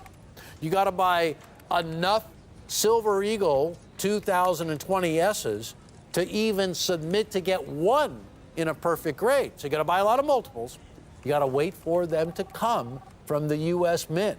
Don't forget, just started selling these. We're guaranteed to get first day of issue, Proof 70 Ultra Cameo for the very last coin of its kind, $229. I want to let all of you know why this coin is so special. The reverse is going away, but you know what is staying? This exclusive label. Because Rare Collectibles TV owns this label that we call the Reagan Mercanti label. It's exclusive to our network, and it really means a lot. Ronald Reagan was the father of the American Silver Eagle because he signed the bill into law, authorized the U.S. Treasury to start striking these coins, and that was in 1985. It was known as the Liberty Coin Act. It had two parts to it. The first part was not the American Silver Eagle. It was the 1986 Statue of Liberty Centennial Celebration. A silver dollar, incidentally, Mr. Mercanti was responsible for that silver dollar as well. A silver dollar was issued, and what they call a rider to the bill, an addendum, if you will, was also signed into law. And that second part of the law authorized the American Eagle program. Now, it's been going strong since 1986. The obverse is featured Adolph A. Wyman's masterpiece of the Walking Liberty half dollar, and the reverse, a tribute to the original heraldic eagle design, turn of the 19th century design on silver dollars. Well, that is all going away, and a new reverse will hit the scene in 2021. Well, you can imagine, in this year of the mint being closed, how pent up the demand for this coin is. Have you guys been watching our show? We have featured a Silver Eagle that is known as the emergency release. And what that simply means is that the U.S. Mint, because they were striking no coins, went back to their archives, to their stockpile, and they released some coins from 2017 that they were holding.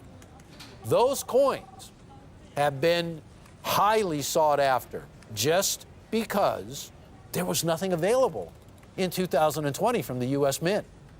Finally, a small trickle of the current dated silver dollar. And lo and behold, it's the last one ever. This small trickle is coming to Rare Collectibles TV in this form. Let's take one more look. $229 for a perfect Proof 70 Ultra Cameo. San Francisco strut. Very limited maximum mintage of 200,000. When you look at the 1994, that mintage was 372,000. And in 1994, in a perfect Proof 70 grade, with an autograph by John Mercanti, is nearly $4,000. That mintage is substantially higher than the cap on the mintage of the 2020S. Have you guys ever heard of the term registry set or a registry coin? To put it simply, really what it is an opportunity for us collectors to brag about how fine our collection is. To put together a set that then gets rated by NGC. And they assign a point, in a point system, they assign points to every single issue in that collection that you submit as a registry. And the ultimate goal is to be the #1 holder of the registry set for, let's say, the Morgan dollar, or the Walking Liberty half dollar, or the Peace dollar, or the Lincoln cent, or the American Silver Eagle dollar. Now, NGC has recognized by recording our populations of our exclusive label, this Reagan-Mercanti label, they are now recording the populations separately from all the other Mercanti autograph labels. Ours will be the only label that has those individual designations. This is information that will allow you to put together the finest registry sets attainable. This exclusive label with a Proof 70 grade is all Rare Collectibles TV. And one of the reasons why we love this label is the connection. The connection between Ronald Reagan and John Mercanti was a really amazing one. John Mercanti first came to work at the United States Mint in 1974. His tenure at the U.S. Mint lasted all the way to 2010. He finally became just the 12th chief engraver. That's how he retired. But his career featured things like this. You see that Ronald Reagan that was created by John Mercanti when he was at the U.S. Mint. He sculpted that. Reagan became president when Mercanti was at the U.S. Mint. Mercanti was at the Rose Garden during the signing of the Liberty Coin Act that authorized these coins. His connection to Ronald Reagan, timeless. So Reagan appears on our label because that bust that you saw that was sculpted by Mercanti became that label. That artwork was based on that sculpture he did. And he signed it, each one of those. So the connection that John Mercanti had to Ronald Reagan and to the United States Mint and to this silver dollar, timeless. But his reverse is being retired. So 2020 is the last year. And specifically, this coin from San Francisco, the last silver eagle the U.S. Mint will issue in proof that bears the original heraldic eagle design of John Mercanti, the 2020S. Now, everybody who buys a coin right now at $229 is guaranteed the following: an absolute perfect example graded by NGC with our exclusive label. Guarantee, absolutely, of this coin being the last proof silver dollar of its kind. There will never be another one. A perfect Proof 70 grade. Now, I got to tell you, first day of issue is really important here. Imagine being able to own a first day of issue of the last silver dollar of its kind in the highest grade attainable, $229. If you can see your way to do it, purchase as many of these coins as you can. Because from first day of issue, which lasts really just, it's fleeting. Just like the name describes, first day of issue. So once that's gone, they then go to early release, which is pretty darn good. What you want is the very last one designated as the first ones at the grading service, the first day of issue. That's everything. And we have it all with a great price as well. Ladies and gentlemen, The reason why you watch Rare Collectibles TV is just for this sort of an event. We love rarity, and we love a great price. But when you couple all of that with everything this coin has going for it, our exclusive label, the highest grade, the last one of its kind, a fantastic inside price, you're going to want to own more than one of these. All right, ladies and gentlemen, this is the end of this presentation. Here's the warning. The last one of its kind, in the highest grade you can get, first day of issue. That is it right now. Don't miss out. $229. Don't go anywhere. More great coins are coming up. Thanks so much for watching.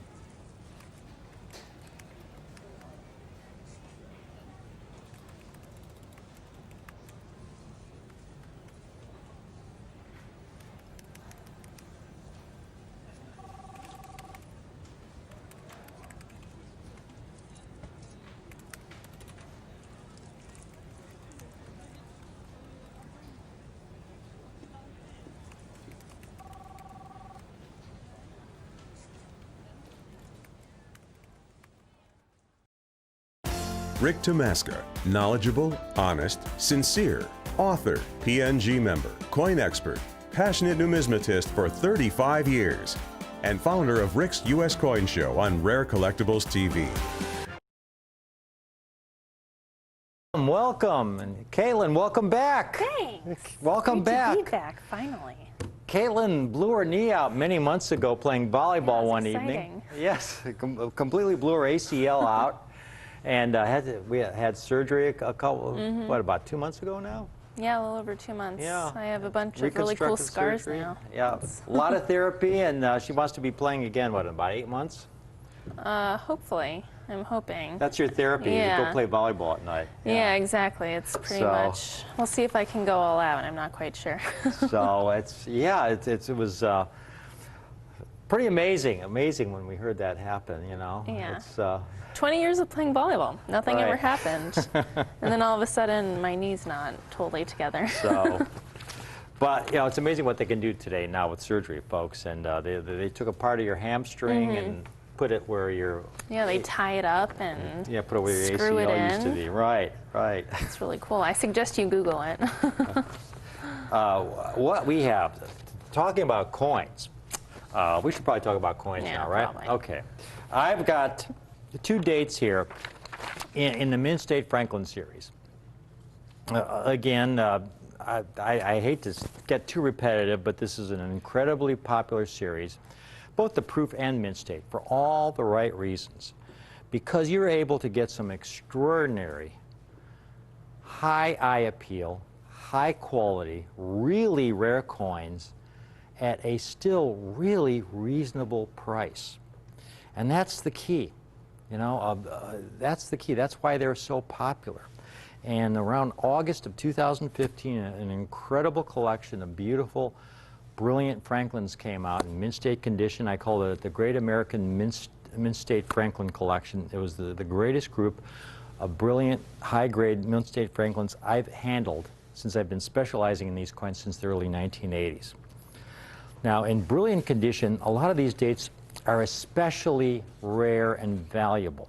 For example, the 1958 P in MS65 full bell line. Now, that's a scarce coin, or let's say 6.6 full bell line even, which in 6.5 full bell line, it's a scarce coin. In 6.6 full bell line is very scarce, but they're almost always toned as they came from original government mint sets where they were in cardboard packaging. You know, the vast majority are toned. A 58P in brilliant condition, and 6.5 or 6.6 FBL in brilliant condition, is really rare, extremely rare. In fact, here's one I saw on eBay listed, 58P in 6.6 full bell lines. This is a real world price, folks, because you don't see very many of them. It's, I don't know if you can read it, but it's over $8,000. I've got 2 dates today. These are great dates. They're among the early years in the Franklin series. First year of the Franklin series, 1948. In 1948, when the series first came out, there were a lot of collectors who would buy an original roll from the bank and put it away. And so you can find the 48 P and D in brilliant condition because it was the first year of issue, and some were hoarded by collectors. But that didn't happen in 1949. 1949 was the second year of the series. Nobody was interested. You rarely find an original roll of 49 P, D, or S Franklin half dollars. And when you do, the coins are either usually really baggy or they're softly struck. Most of the gems from 1949 come from these original cardboard mint sets. And as such, they have a lot of toning from the sulfur in the mint sets. And they usually, in 1949, they usually tone in very unattractive shades of gray, tan, or brown. Okay? They're not very attractive coins. I've got a picture of one of them here, pulled off of eBay. This is an MS-64 49D. And I don't know if you could, if we can get a close-up, but it's just your usual kind of light brown speckled toning around the rim. And that's kind of how they look, folks. Nothing special. So when you do find them in 6.5 FBL, they're almost always toned. But even in that condition, they're really rare. Here's, again, a chart where I compared them, the Franklins, to the Mint State Walkers, because it's the closest comparison, the closest I can come to an apples-to-apples comparison, where I take the previous half-dollar series, the Walkers. I've got the rarest date in that short set series of the Walkers, the 41S, where they've graded about 3,300 examples in 6.5. And those coins sell on the market for around $1,000. If you get one in 6.6, they're anywhere from $2,500 to $5,000. And they've graded 853 in 6.6. Now take a look as we go scroll down there to the 49P and the 49D. 49P they've graded about half as many as the 41S Walker, only 1,472 coins in 6.5 FBL. And the 49D only 790. And again, folks, I'd say about 80% of those coins of the 49Ds are toned. And the 49Ps, I'd say at least 90%. Here are a couple 49Ps in 6.5 full bell line that were from mint sets. And when you see a 49P in 6.5 FBL, this is almost always what they look like. I mean, it's not terrible, but it's not really attractive. It's just this speckly kind of toning. Technically, it's an MS-65, and it's full bell lines.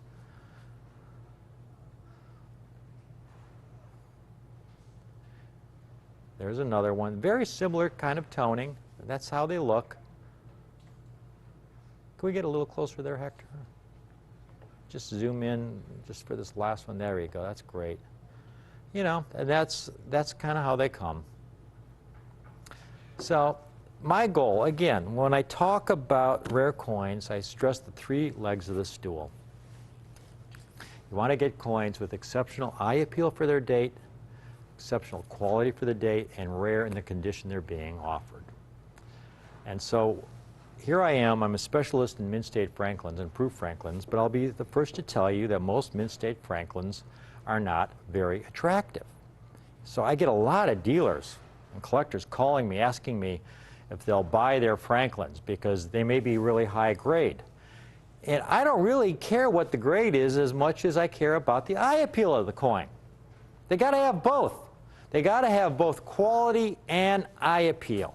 And that's why I'm so excited about the two dates I have, because I have just a handful, literally a handful. I have 4 1949Ps and 4 1949Ds in brilliant MS-65 full bell lines condition.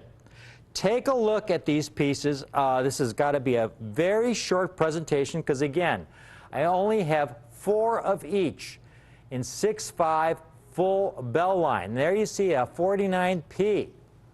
Brilliant. The only way you can get a brilliant 49P is if it comes from an original roll. There are very few original rolls put away in 1949, folks. Again, this was the second year of this series. Collectors were not interested in putting a roll away. Take a look at that. Look at the bell lines on that. Absolutely pristine, beautiful, brilliant surfaces, extremely rare in brilliant 6.5 FBL. These 49Ps, folks, in 65 FBL are only $895. $895 for a brilliant specimen. I only have 4. And then there's the 49D. Even fewer graded in 6.5 FBL, approximately as difficult as the 49P, though, in brilliant 65 FBL. Again, almost all of them are kind of a tan speckled toning. And you can, on all my books on Mint-State Franklin halves, you'll hear me write about that. Most of them are really unattractive toned examples. Here's a beautiful, brilliant piece. Look at this. Absolutely stunning. And so very, very rare like this. Extremely rare. I have 4 examples. They're only $1,095 a piece. $1,095 a piece. First time I've ever offered this duo in brilliant MS65 FBL in a long time. Certainly since the Great American, there was nothing like this where I had this pair in the Great American Mint-State Franklin collection. I think there were a couple 49Ds, there were no 49Ps. And then I have one last surprise coin. I actually have 2 of these. Take a look at this 49P. Let me tell you about this coin, folks. This is, to get this in toned 6.6 FBL is difficult. But to get it in brilliant, like this, in all my years, going back to the early 1980s, the few times I was able to buy an original roll of 1949P Franklin half dollars, never, look at the obverse, never did I find an example that came close, as close to perfection as the coin you're looking at now. And I have 2 specimens. 2 specimens. Now, folks, real briefly,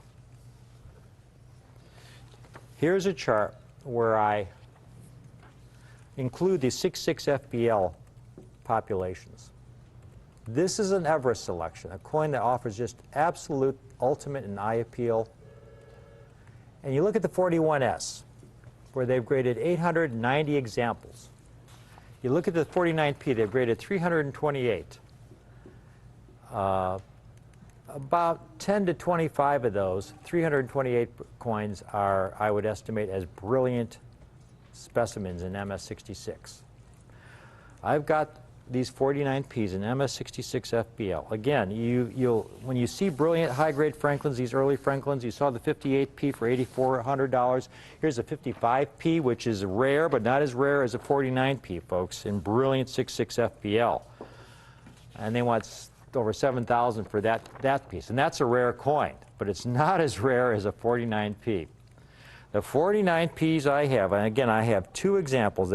They have my Everest seal. One last look at this coin. It's as nice as they get in brilliant condition. They're only $5,500 a coin for these stunning 1949Ps. Beautiful, beautiful, stunning surfaces. You know, in all my years of specializing in these coins, the number of 49Ps I've handled in brilliant 6.6 full bell lines, I think there have been like 5 or 6 coins total since PCGS and NGC started grading these.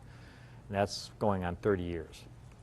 Maybe a half a dozen examples in brilliant 66 full bell line. That's it. And I've handled more of the nicest Franklin half dollars than any other individual in the country. So one last time, the 49P and 49D and 6.5 FBL. We've got some people calling in. I only had 4 of each of these. We already have a couple sold. The 49P and 6.5 FBL. One last time, if you want a 49P and MS65 FBL, T7583, they're only $895 a coin. It's extraordinary quality. And then the 49D in 6.5 FBL. Brilliant condition. Again, we had 4 to start with, only 1 or 2 left at this point. T7584, they're only $1,095 a coin. And then the 49p and 6.6, we do have, Christy tells me we have a couple people calling in on the 6.6 FBLs. We have 2 of them. They're only $5,500 each. I hope you're able to get one of these.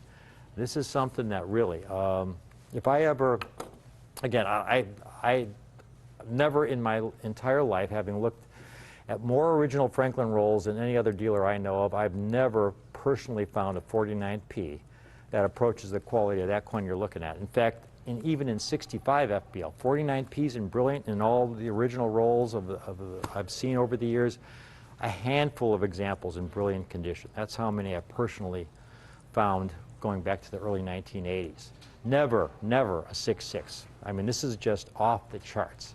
So thank you for watching this presentation. This is a real thrill to be able to offer these kinds of extraordinary key date Franklin half dollars in this beautiful, beautiful, brilliant condition that you see them in.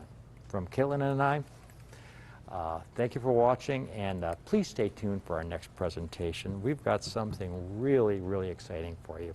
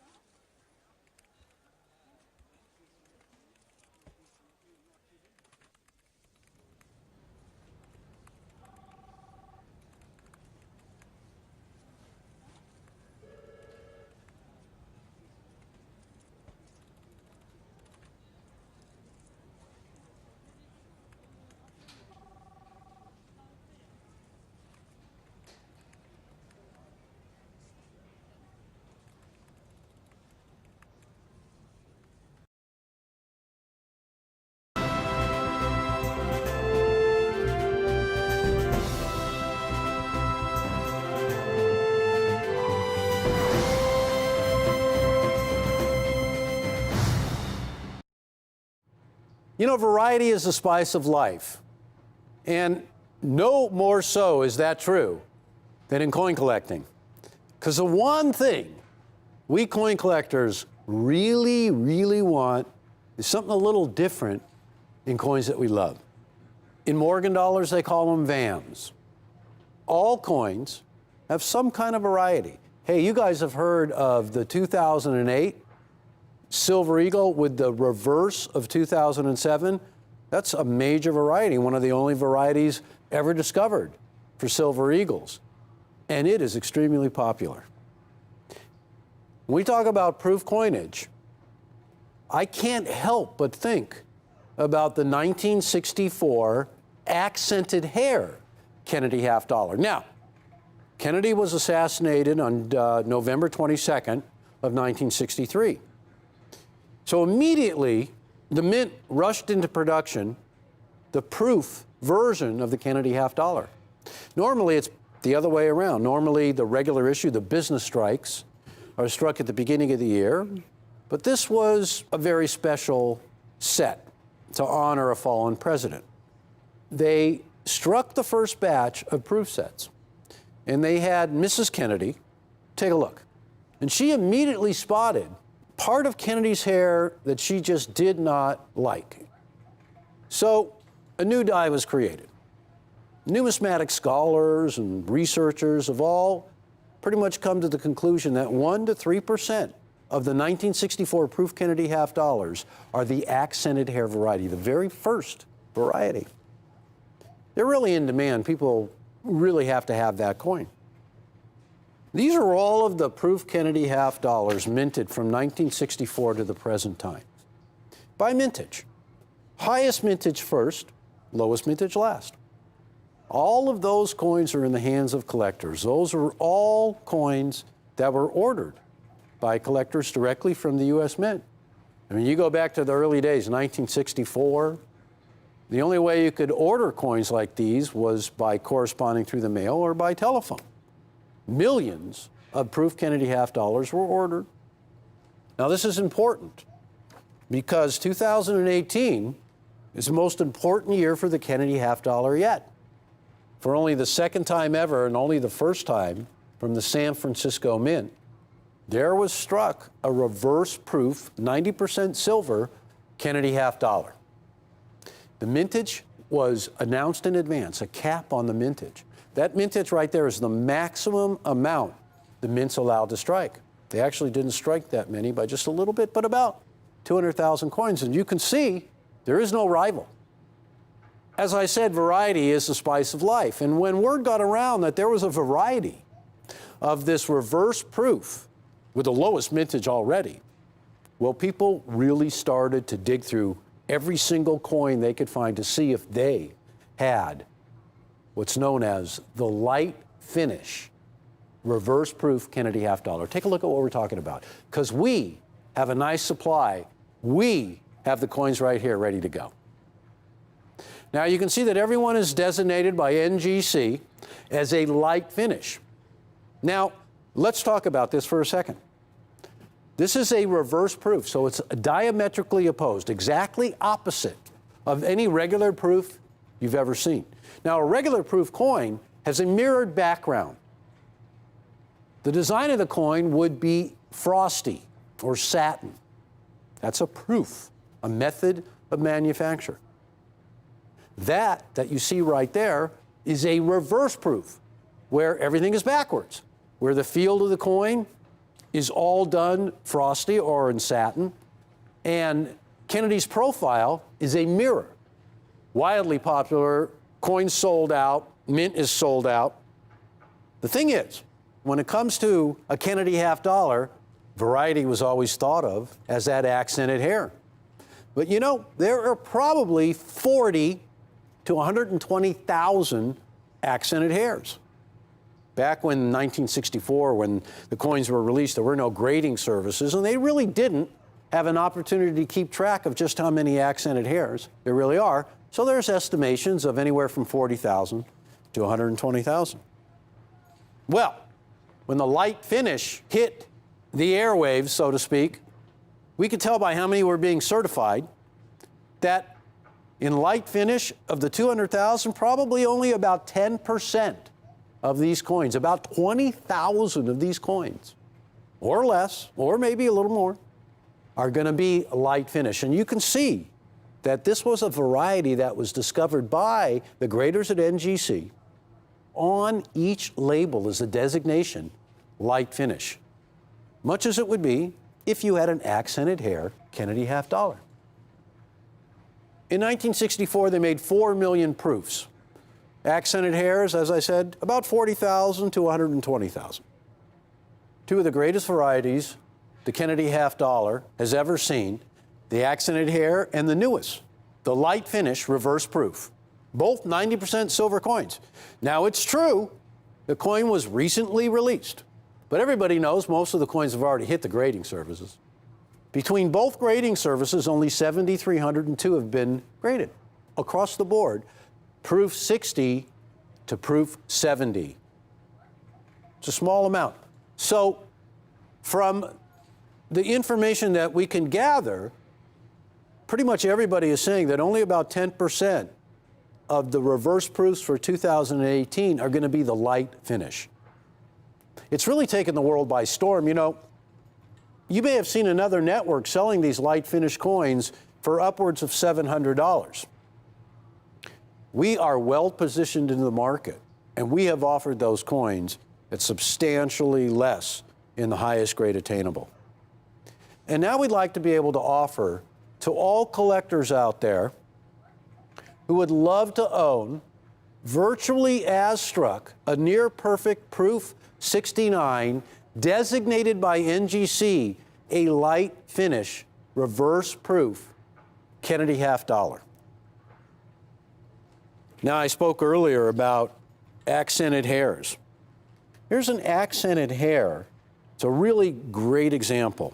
It's a proof 6-7 deep cameo, and you can see accented hair there. And the asking price is close to $4,000.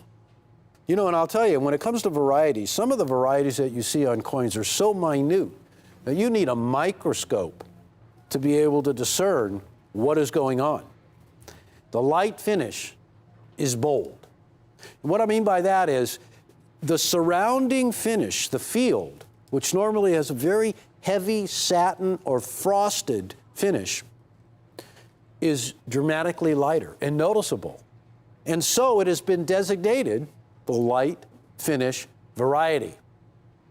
One of the few varieties of the Kennedy half dollar that have ever existed.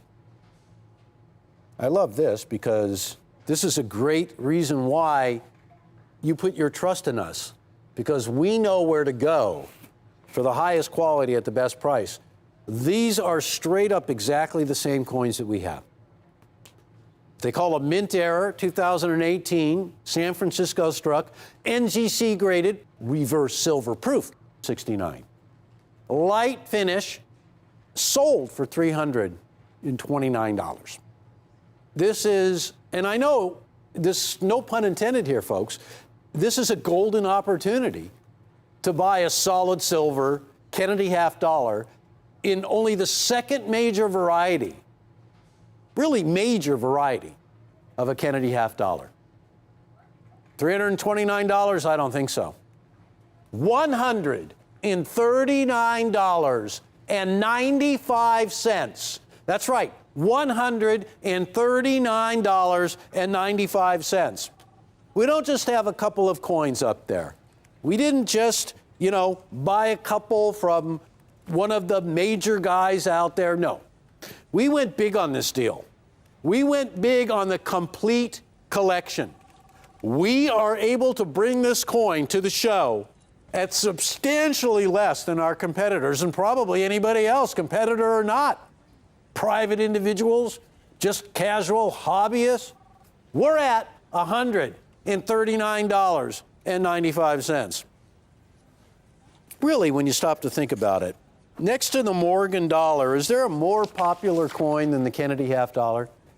Because so many of us coin collectors grew up in the time of Kennedy, witnessed the tragic events, collected Kennedy coins throughout all of the decades, waited for an opportunity like this to own one of the rarest coins, period. Forget about the variety. 200,000 is all they struck of this coin. It is unequaled, unrivaled by any of the other Kennedy half dollars. Just look at all of the mintages. So without the variety, it's a rare coin. With this variety, oh man, now is the time to get them. You could tune into the show next week and this display will be down to a couple of coins because they're all going to get purchased.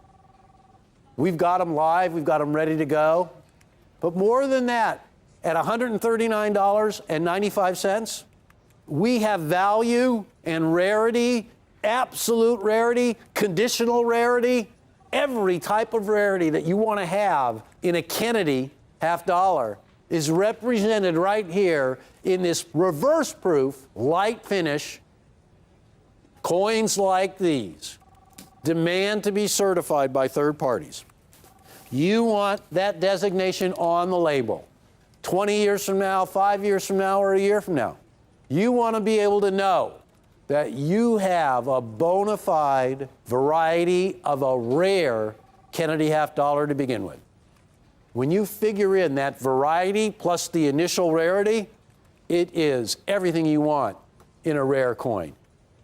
And make no mistake about it, this is one of those coins that you can look back and say, I bought this coin for less than $140. And maybe you should be saying, I bought 10 of these coins. I bought 5 of these coins. How many opportunities? Think about it.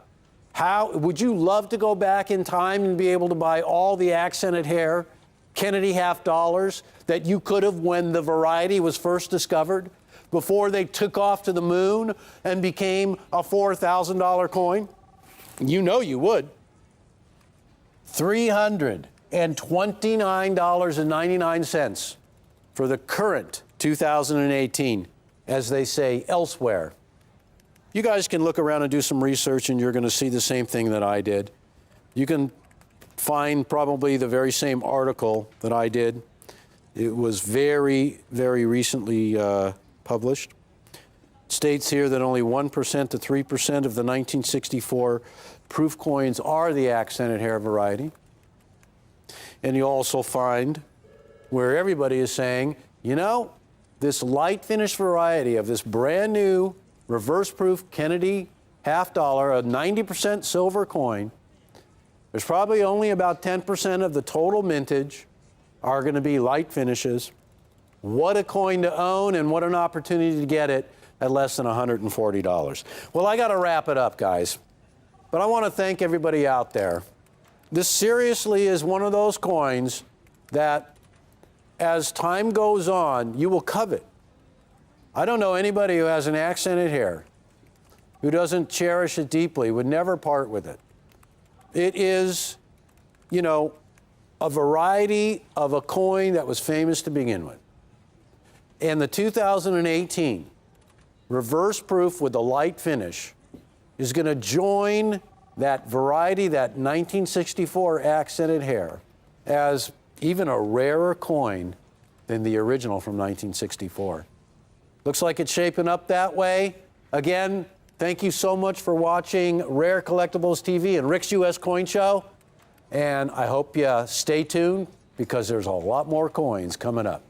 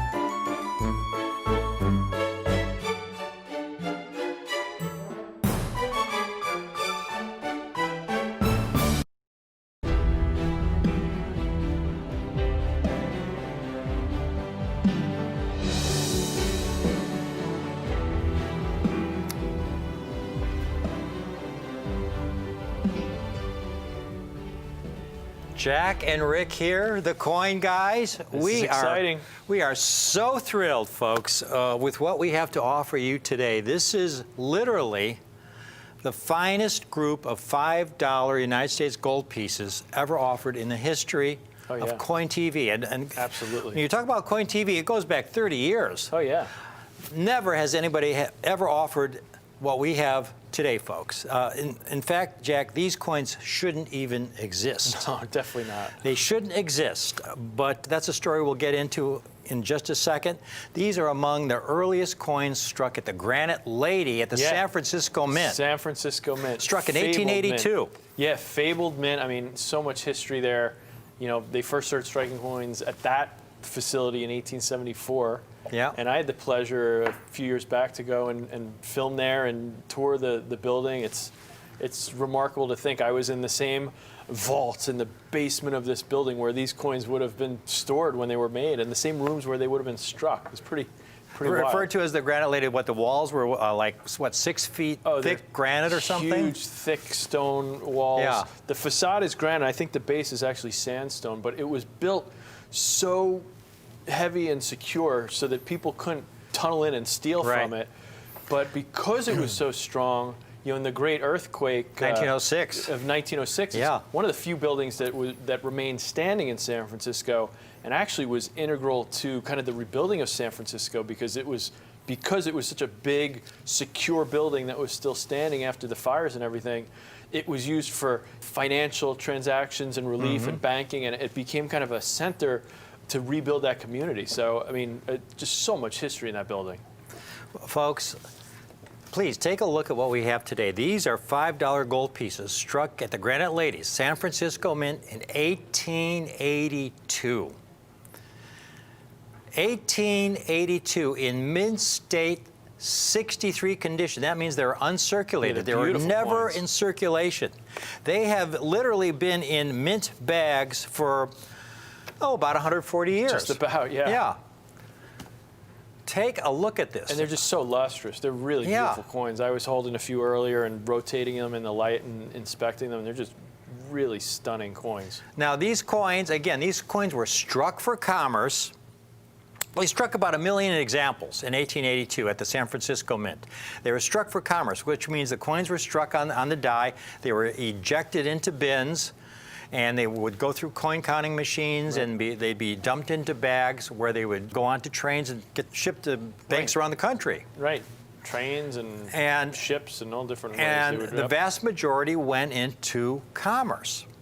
These examples, however, remained in mint bags and never made it into circulation.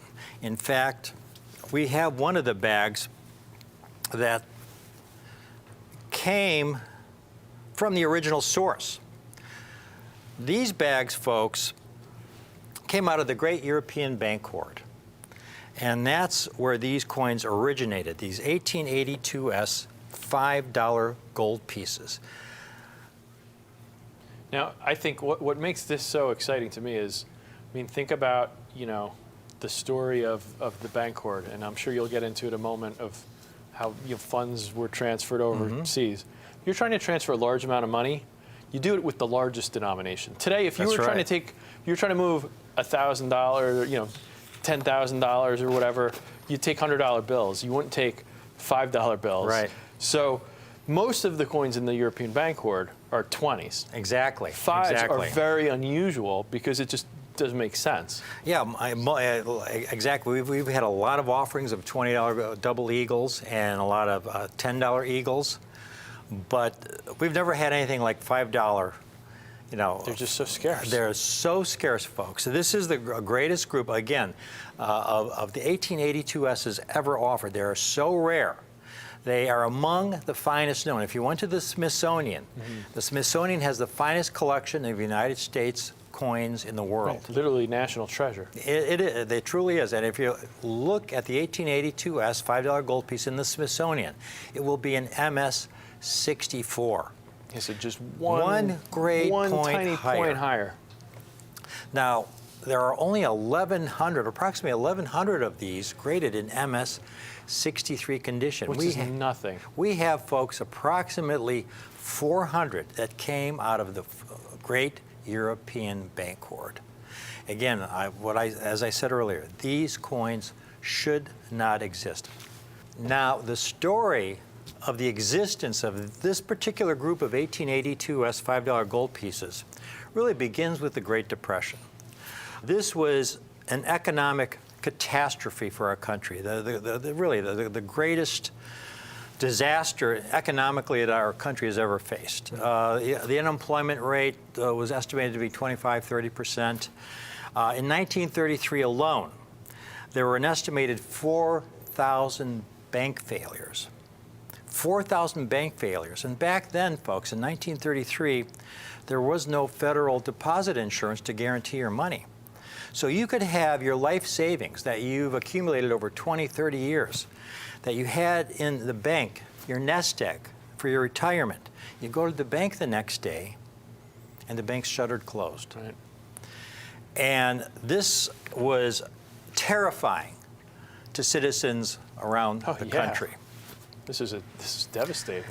Well, there were a lot of citizens who had their money in banks that had not yet failed, who were terrified that their banks would be next. Right. And so a lot of them began to take their money out of the banks, and with that money, they were buying gold coins. Because paper money, I mean, our economy could go under and that paper money could be worthless, you know, in 6 months or a year.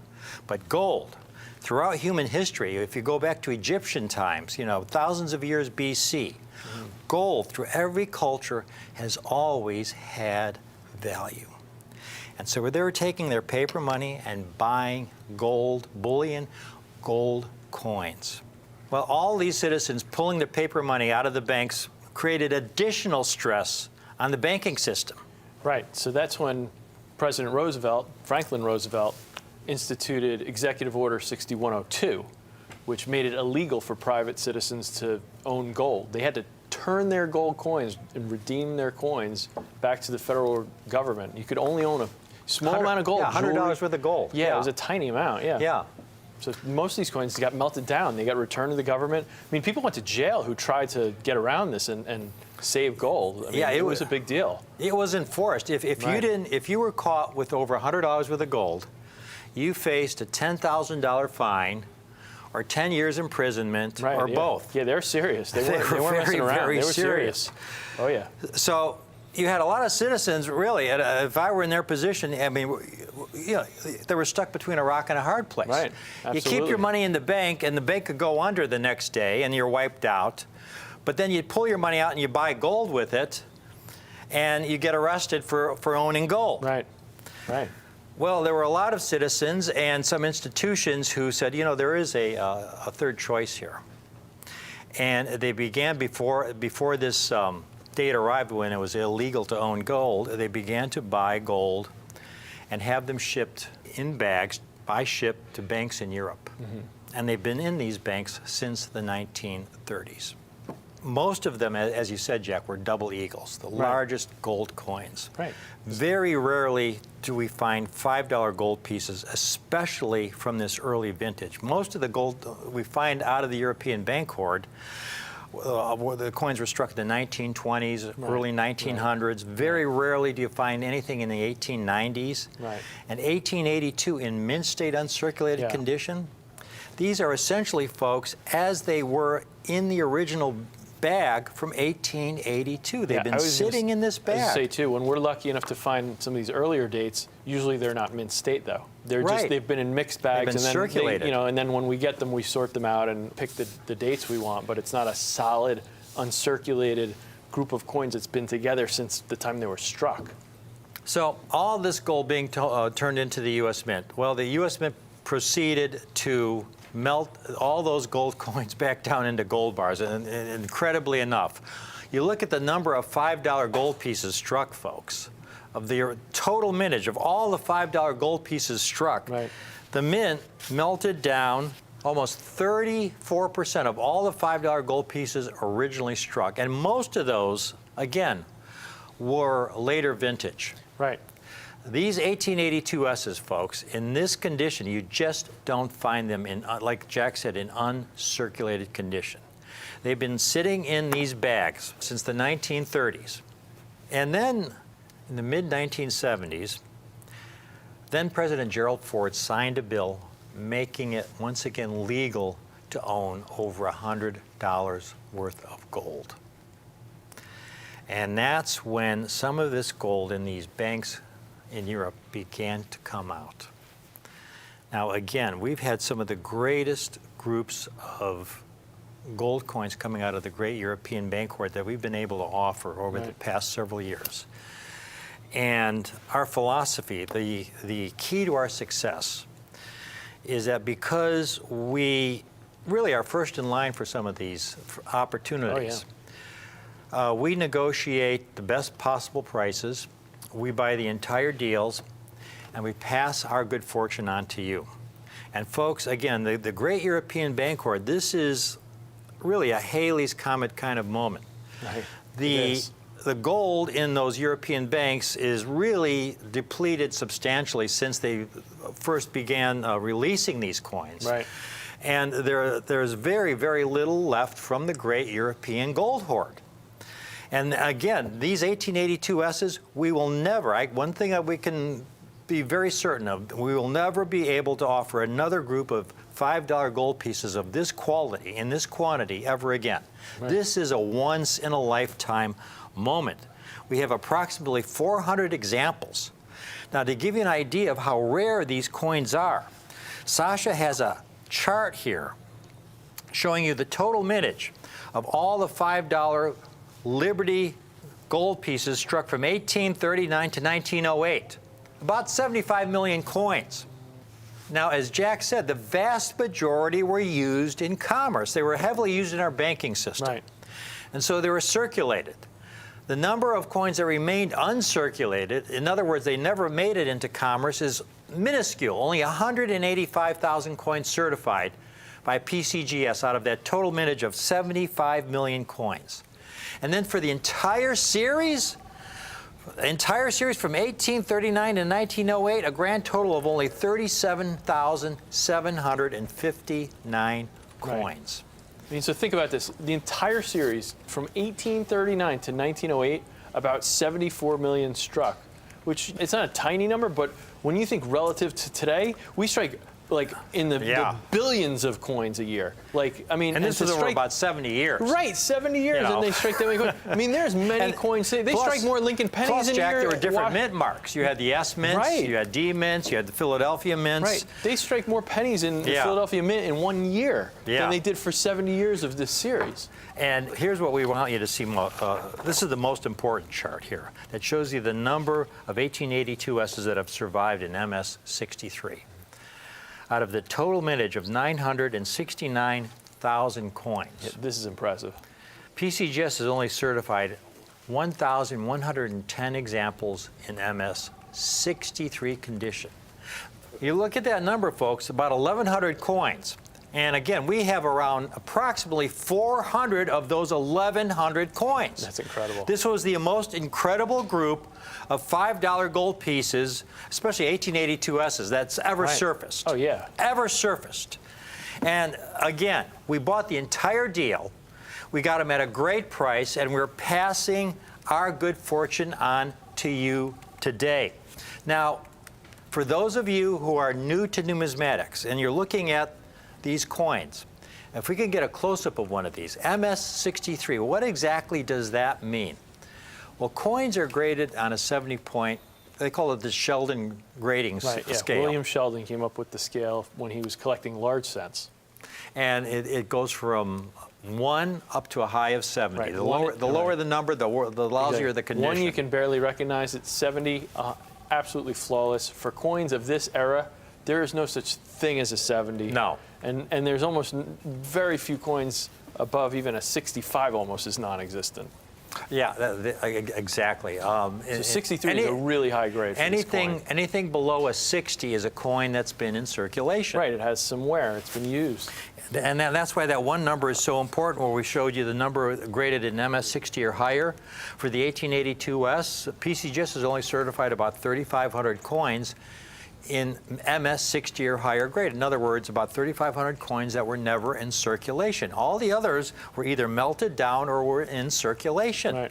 So this represents what you see here in MS-63 condition, the top 0.1% in quality for the 1882S Liberty $5 gold piece, folks. This is essentially Smithsonian quality. Yeah, these are lovely coins. Again, the Smithsonian specimen is an MS-64. You look at this coin.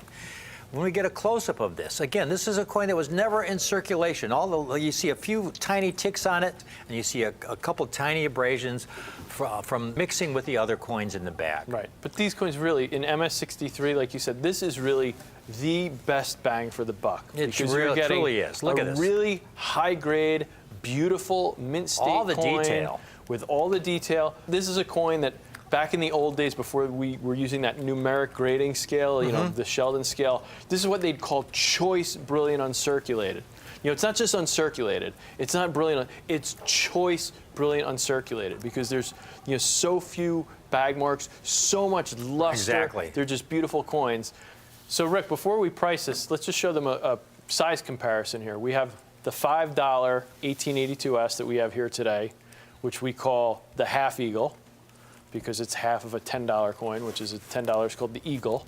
So it's a half eagle. And then we have a quarter eagle, the 2.5 coin that you see there on the right side of your screen. That's a 1904, much later date in MS-63. But just to show you the size, these coins we have here today, the 1882S, it's about the size of a nickel, just for comparison, so you know what you're getting. Now, here's the most important part, and this is why we're really, really excited about this.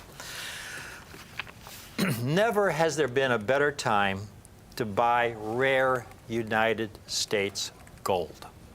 There was a great article that came out about a year ago, and it was on the cover, "Is it time for a new perspective on generic gold?"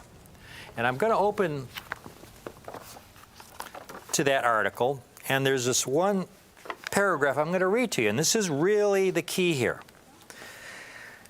There has not been a time in recent memory when pre-1933 gold coins were obtainable for so little over spot.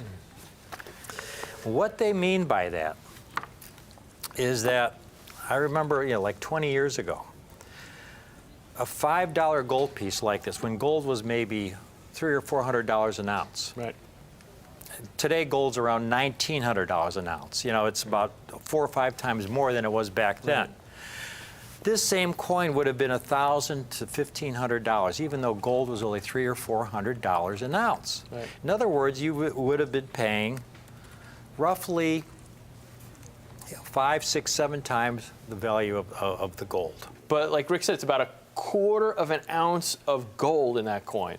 So again, with gold at $1,900, I mean, this is Just about $500 worth of gold. Yeah, it's about $500 worth of gold. So, and this is the perfect grade also, folks. Yeah, because it's a if you great went grade. up in grade, for example, here's a 1882S in MS66, which is, extremely high grade. extremely. I believe that's the highest grade known for this coin. You're talking about a good 5-figure coin in the $18,000 to $20,000 range Right.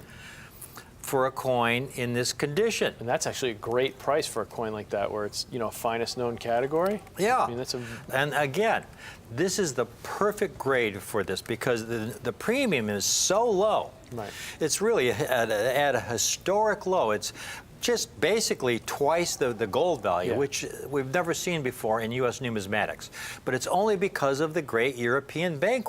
And these coins, again, are just so little premium. Right now, these are less than $1,000, Rick. Yeah, $995. That's it. Again, we have to repeat this, folks. In the history of PCGS, they've been grading these coins since 1986. Right.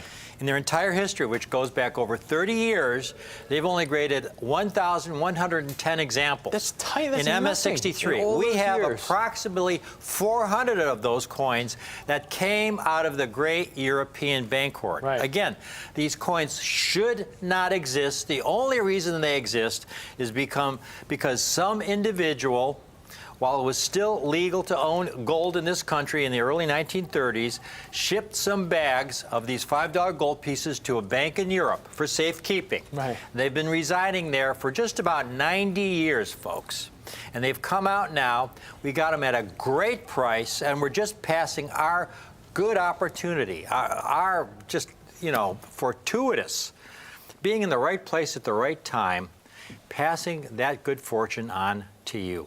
Right. These stunning, stunning specimens. Again, if you go to the Smithsonian, they have the finest collection of United States coins in the world. The example in the Smithsonian of the 1882S will be an MS64. Right. This is just one grade below, and it's only $995 a coin.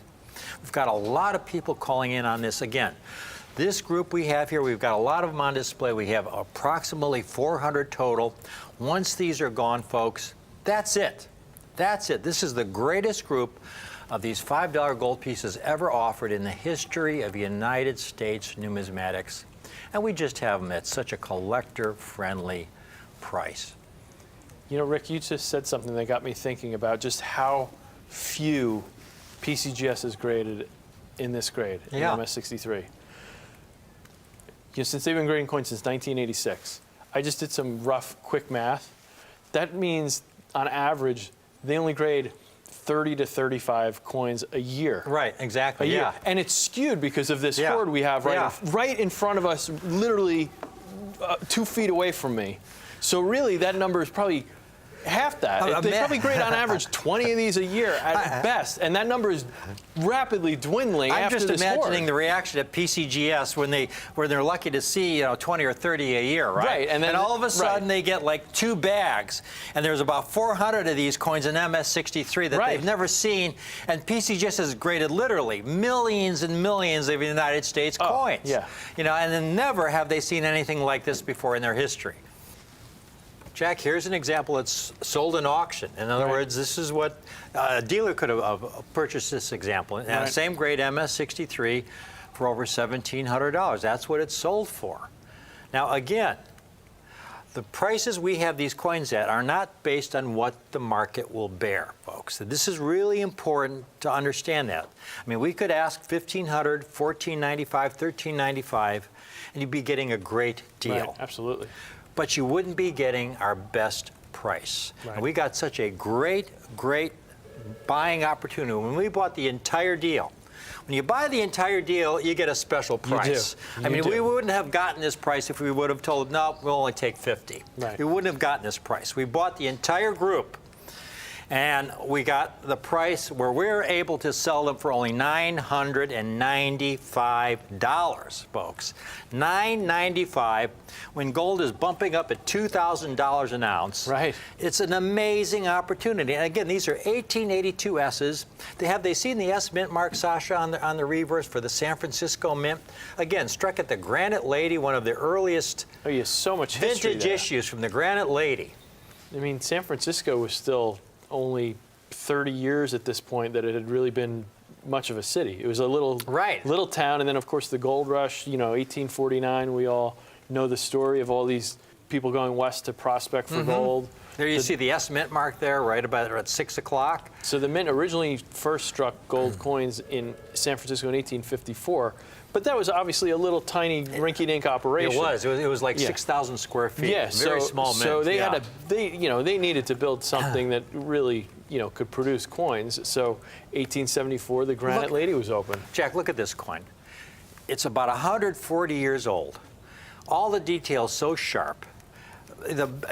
Folks, there are no 1882 S's without bag marks. They all have bag marks. Again, these coins were struck, they were dumped into bins. One coin is falling on top of another. Right. From there, they go through coin counting machines. They're dumped into bags, so they all have marks. Right, you have to understand, the mint marks. the mint is not striking these coins in 1882 for collectors and taking one at a time. They're producing these for commerce. Exactly. They're producing these so that people can transact business, and they need to make as many as they can. And it's just So to them, it's just a job. It's not about. They don't know that collectors in 140 years are going to be, jumping over each other to find these coins. They're just trying to make them fast and get them in bags and get them out to the banks. So that's why we want you to take a look at this. We've cherry-picked again these approximately 400 examples among the finest known, with so few surface imperfections.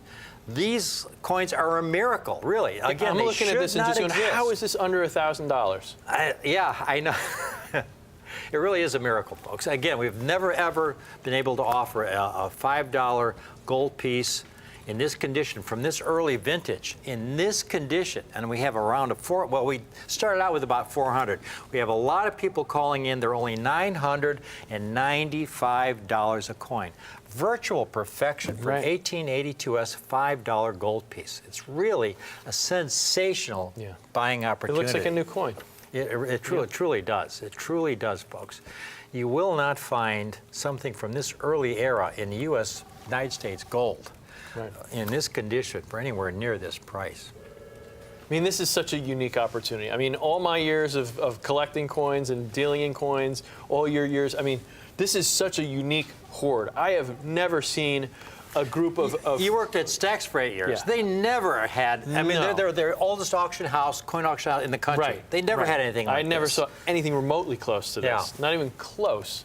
So we're going to wrap it up here, folks. We got a lot of people calling in. Again, we started out with around 400. This is all we have. It's a once-in-a-lifetime, truly Halley's Comet moment. 1882 S's among the finest surviving specimens from the great European gold hoard. The coins that should not exist. Exactly. They've been sitting in a vault in Europe since the early 1930s. We bought the entire group of these $5 gold pieces that came out. We have the finest examples for you today. And we're pricing them not on what the market will bear. We could easily price these at $14.95 and you'd be getting a great deal. But you would not be getting the best deal. And that's what this is all about. We got these at such a great price. We're able to offer them while we have them for $995. And like our other gold deals, Jack, that come out of these hoards, once these are gone, that's gone. it. They're We've gone. had so many people who'll call in a week or two later and they'll ask for one of those coins, and we have to tell them, we're sorry. Yeah, We don't happens all have the them time. anymore. We can't Happens all the sell them time. at that price anymore. This is one of those moments, folks. Yeah, we hope oftentimes you it can would take cost advantage us of more it. to replace the coins after we sell Exactly, through them. exactly. That happens often. This has been fantastic. This truly is. We hope you can take advantage of it to get something from 1882, the early Granite Lady vintage year, in Right. superb, spectacular, mint state, 63 condition, among the finest known, for only $995 a coin. I'm Rick. I'm Jack. We're the Coin Guys. Thank you for watching.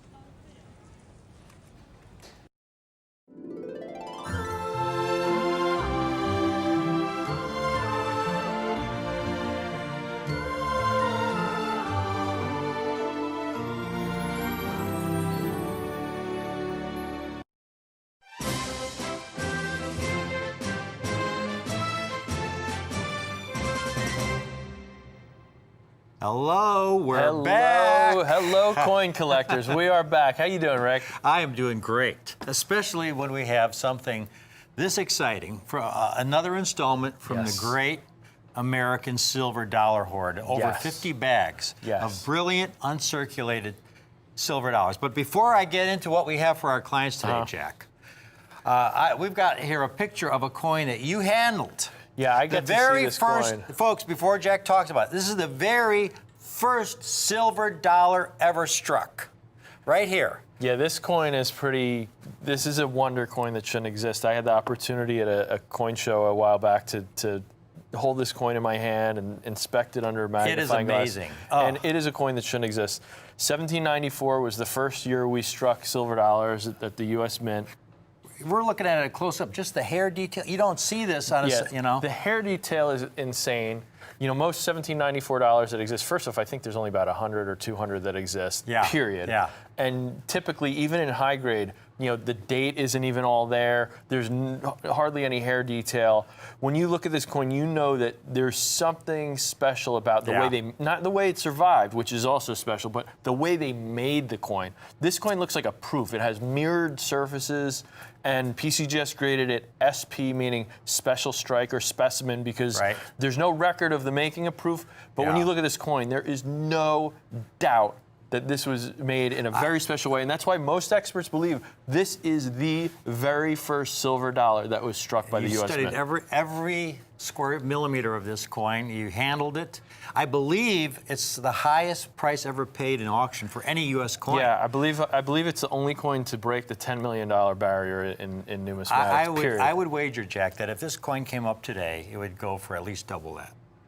For you folks who may not have seen our Great American Silver Dollar Hoard presentation in the past, again, this is a once-in-a-lifetime opportunity. We've never handled anything like this.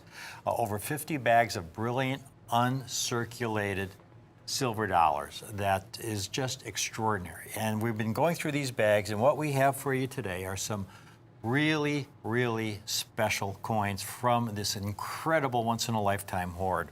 Now, before we go any farther, Jack, we have to talk about the fact that Morgan dollars were struck in very large quantities. They Yes. struck over 600 Yes, million. millions and millions. Most years Sasha it has a took chart millions. here. The key to Morgan dollars, folks, is condition rarity. Right. Because they were struck in very large numbers, but it isn't until you get into the higher uncirculated grades that they become really valuable.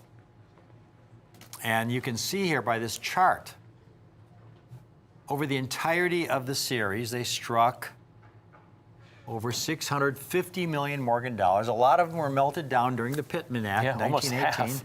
You know, But approaching half. that still left, close to 400 million coins, but only about 6.5 million of those have been certified in uncirculated condition. That's Right. only 1.7%. Now, as an example, typical Morgan dollars, I picked these up in a coin shop, Jack, for like $30, $35 a coin.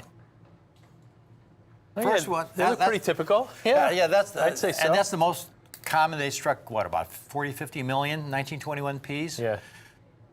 And you see it's heavily circulated.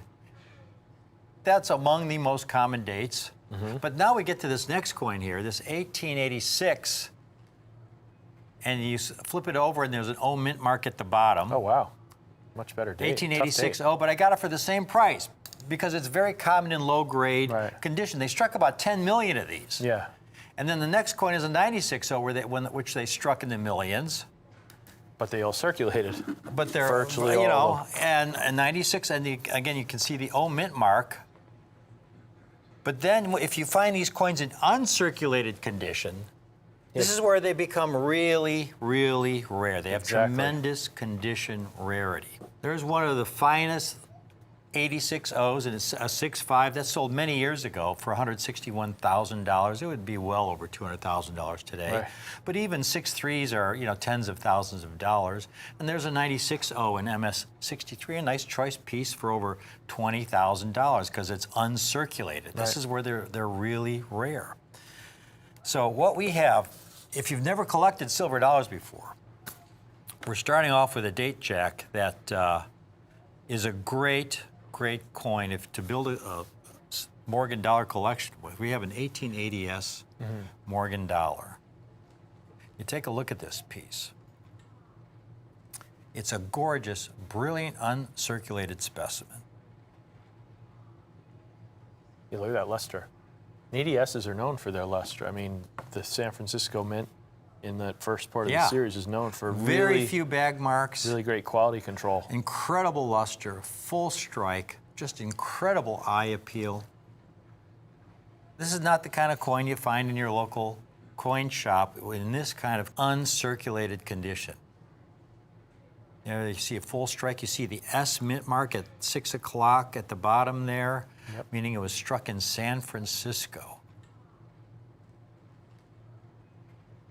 I spent a day putting this chart together, ranking the rarity of Morgan dollars in terms of their condition rarity in uncirculated condition. With the most common Morgan dollars in uncirculated condition first, and they become progressively rarer as you go down the list. And it's several pages long because there's over 100 different dates and mint marks in the Morgan dollar series.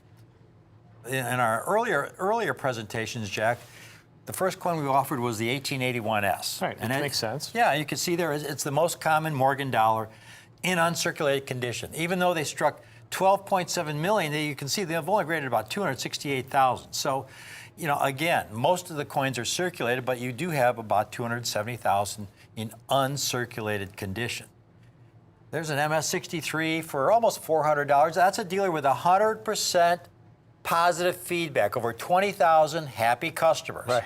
Okay, there's an MS62, another dealer with 100% positive feedback, over $400. Right. So these are not fly-by-night dealers. These are people who are established dealers, right. established with 100% positive feedback.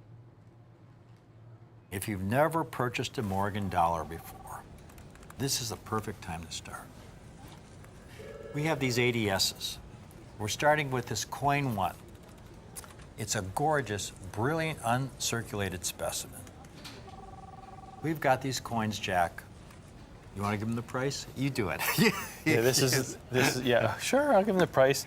They're probably expecting it's going to be a little more than what I'm going to say. I'm sure they are. They're probably guessing if they can get this below $150, I'm going to pick up my phone. I would say, yeah. But right now, again, I would say, I'm thinking right now, okay, he's going to say $99. That's what I'm thinking. Well, 99 would be great, but as you said, we've been very fortunate with this deal, and right now it's only $59. $59, folks. You heard $59. correctly.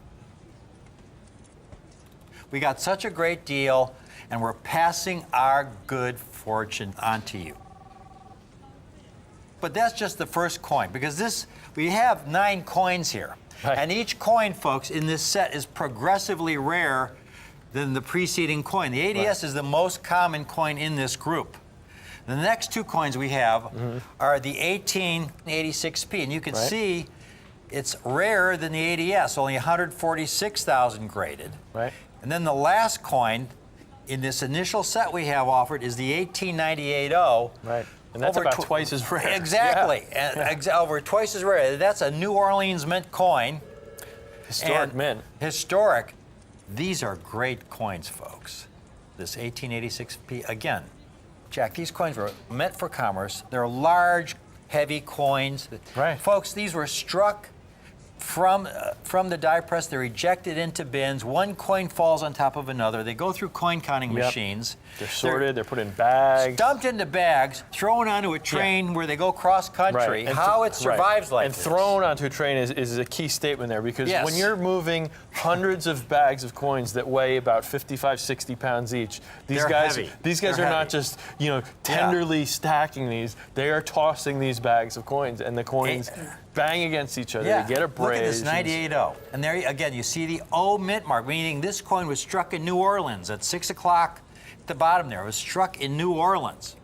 And I love New Orleans mint coins. We actually tried to break in there. We right? tried. We We tried. We were chasing each other around the basement there. But I love it because there's the history of, this is the only mint that struck coins for 3 different governments. Struck for the Union, it struck for That's the a state good of point. Louisiana, and Yeah. it struck for the Confederacy. There's a lot of history there. And then, of course, by now, in the 1880s, 1890s, it's back in Union hands at I this think point, striking these Morgan they dollars. closed down, what was it, 1907 or 08, something around there in 09. Early 1900s, the New Orleans Mint closed down. So a New Orleans Mint is always one of the most valuable, value. There's such a story there. And as coin Yeah. collectors, we love Yeah. those stories, the history. I mean, that's a big reason why I collect coins. Here's the best part, folks. Here's the best part. We've got a couple of comps on the 1898.0. Again, Jack found top-rated sellers. Here's an established seller, almost 1,500 happy customers, 100% positive feedback. 1898.0. You take a look at this piece here. I'm assuming it's a brilliant uncirculated specimen. $475. Okay. Here's another one, 1898.0, $625. Some toning that doesn't look very attractive to me. Very established seller. Right? Looks like a real BU. Yeah. Very established. Again, 100% positive feedback, over 400 happy customers. We've got this entire 3-coin set, Jack. Yeah. All 3 examples. Folks, you can start with just the ADS for $59. But then we have this 3-coin set where you get the 86p that's even rarer than the ADS, and the 98.0 that's over twice as rare as the ADS. And all 3 for only $59 a coin. In other words, all 3 for only $177. Doesn't get any better than that, Jack. And these are, as we mentioned, increasingly more rare. That 98.0 is twice as rare as the ADS and almost twice as rare as the 86p. Well, that's the amazing. But we didn't raise the price. We left the $59. That's the a amazing coin. thing, because when you get talk about the Morgan dollars, it's really only the first, 10 or so dates. Relatively easy to get an Right, where there's- uncirculated. right, where there's After over that, they get 100,000, really right. scarce, beginning with this 98.0. But folks, okay, this is where it gets really, really interesting. Okay, those are the first 3 coins. We've got 5 coins to go here. But if you want just that, if you can only swing, like a couple $100, if that's your coin budget, that's a great place to start with it's a- those 3 yeah. coins. I mean, it doesn't get any better than that. But now we get to the next coins. Here we go, the scarce dates section of our Now chart. look at this. We started with. By the way, I love these charts you make, Rick. This is awesome. This is so informative. It takes me a day to put this together. Yeah, but I know it really puts it into perspective, because you don't realize how rare they are until all of a sudden you see the numbers. You say, "Holy cow! I knew it was a tough coin to get." Exactly. But this explains why it's That's so tough. exactly what I was thinking. Yeah. I go, some of these I know they're tougher than others, but then I look at the numbers and I go, wow. Yeah. The 4th and 5th coins are the 98p and the 82p. And you've got coins that are about almost 10 times rarer than the ADS in the 98p and the 82p.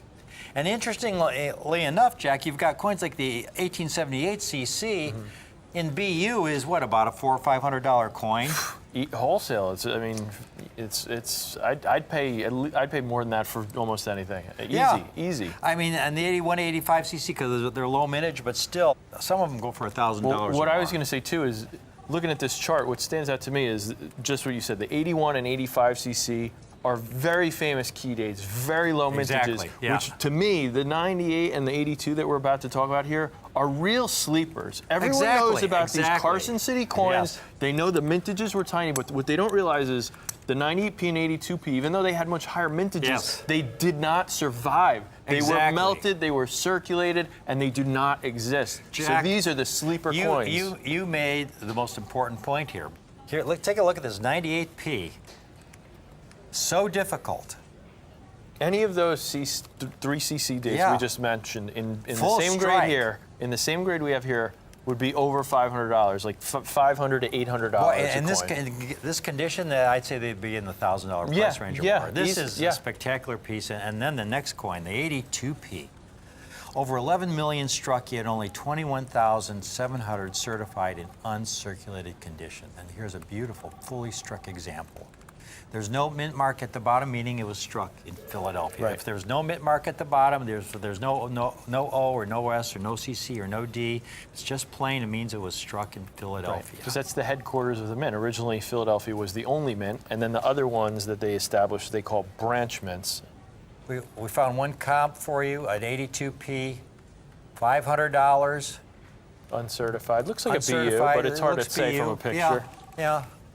It is a much rarer date, as we've been saying. And again, a top-rated seller. Here's a seller, over 3,300 happy customers, 100% positive feedback for a nice BU 82p. Here's what Jack and I are offering. Okay, we've got the 3-coin set for $177. But if you want to add the 98p and the 82p, those extremely rare dates, you could own all 5 of these coins, folks, for $355 for all 5 coins. Coins of similar rarity are Yeah. selling for well over the Yeah. double, triple the $355 here. for single coins. And again, these were coins we hand selected. There were a lot of other coins in the bags, in these bags, but these are coins we said, boy, as far as future potential, as far, like you said, Jack, as far as being underrated, that they're just super sleepers.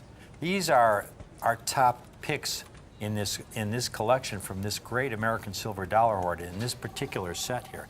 So we've got this 5-coin set. If you want to get the 5-coin set, it's only $355. And then finally, we have, Yeah, this is. what would you call this? The grand finale. Yeah, grand finale is good. This is the word for grand it. finale. This is good. We've got 4 other coins. You saw that last page where we're getting into the scarce dates, so we call them the scarce dates, the 98p and the 82p. So you saw we added those scarce dates, the 98p and the 82p. Now the last 4 dates, though, are going to be on the following page. Take a look at this. Extremely scarce. Total certified under 20,000 coins. Look at this, wow. 97p. Only 19,500 certified. 810. 18,000. The 03p. 13,500. And then this is the best coin of all. Yeah, this is the cherry on top here. 1878, 8 tail feather. We started off this presentation, folks, talking about the first silver dollar ever struck that Jack handled, Yep. the 1794. The 1878 8 tail feather was the first Morgan dollar ever struck. Right. First struck 1878 at 3:17 p.m. at the Philadelphia Mint. They only struck this coin, what they call the 8 tail feather variety, for maybe 3 or 4 weeks. Right. They short discontinued period. the coin. This is a fascinating story. Right. The eagle shouldn't have 8 tail feathers. Should have only 7 Right, it should tail have an feathers. odd amount of tail feathers, the longest feather in the middle. Who even is studying it and noticing that? I mean, I don't think there are as many serious numismatists in 1878 as there are today. Right. I know there aren't. So whoever noticed that in the first place is, hats off to them. Yeah. But they decided They completely changed, they let's changed the fix eagle design. to 7 tail feathers, and the majority of 1878s are the 7 tail variety. Right. at the Philadelphia Mint. The eight-tail feather is only around fewer than 750,000 coins struck. Again, they only struck it for about 3 to 4 weeks. Take a look at these folks. This is extraordinary. The best part of all, again, is the price we're able to offer these at. But we're starting with that first coin, the 1897p. So rare in this condition. Right. In brilliant uncirculated condition, only 19,500 certified in all grades of uncirculated condition. Look at this brilliant uncirculated specimen. Absolutely breathtaking. The luster, the strike, everything, Jack. Love getting to look through all these different dates and mint marks and Yeah. varieties. Oh, it's so fun for me. The next date, the 1881-0, though. Talk about a sleeper, only 18,000 certified. Oh, that's a great date, 81-0. Those O mints are tough. This in high New grade. Orleans mint is so underrated. So underrated. It's so difficult to get. And there you see that O mint mark at the bottom. And this one is a full strike. So you got the 81-0 there, and then the 03P. Again, only 13,595 certified of the 03P. This is one of those coins where, again, they struck about 4.5 million. A lot of them were melted down. Very few survivors in uncirculated condition. But then the granddaddy of them all, and this is the coin I'm personally so proud of being able to offer. This first silver dollar design ever struck, first struck in March 11th. 1878 for perhaps a few weeks. They only struck 749,000 examples. Certainly a short period of time. Only 12,700 certified in uncirculated condition. We flip it over, you see the 8 tail feathers. 1, 2, 3, 4, 5, 6, 7, 8. This unique design, first Morgan dollar design ever struck by the U.S. Mint for Commerce. We're in this set today. I mean, this is one of those coins really that has kind of all of those factors we look for as coin collectors. You got this story. It's the first coin in the whole series. So right there, everybody loves the coin. Yeah. You've got the quality, obviously. We're showing you these are beautiful coins. I mean, if you don't buy a single Morgan dollar, right. you get the 8 tail feather, the first one design ever struck. But then, of course, like you're mentioning, again, I love these charts you make, Rick, because then you look at that, only less than 13,000 have been certified to date. I mean, it's obviously it's got the rarity as well. Yeah. You know, these are the kind of coins. 1878 8-tail feather is a coin I buy every one I see. When I go to coin shows, I do not pass an 1878 8-tail feather. And the thing is, we have a few comps. We couldn't find one for the 8-tail feather. You take a look at some of these comps. Here's an 1897. Again, an uncirculated specimen. It's actually a really good price. That's a good price, $300.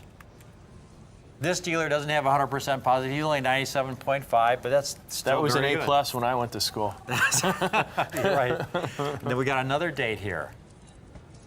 81-0, this really tough O mint in uncirculated condition, $800. This is a dealer with 100% positive feedback.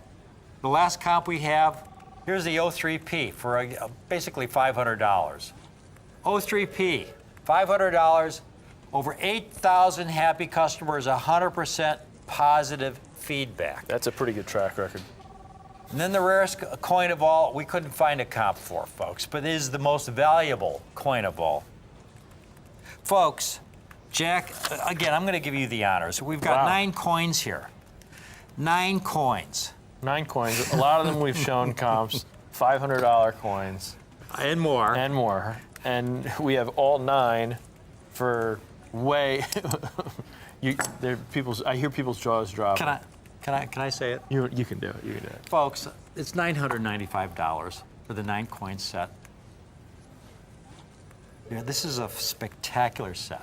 You can't do any better than this. We're going to have other sets from the Great American Silver Dollar Hoard, but the coins in this set, with the first silver dollar ever struck, the 8-tail feather, that 97p, 81-0, the 03p, and all these others for only $995. You will not find a better silver dollar deal anywhere else in the country than you're seeing right now from this Great American Silver Dollar Hoard.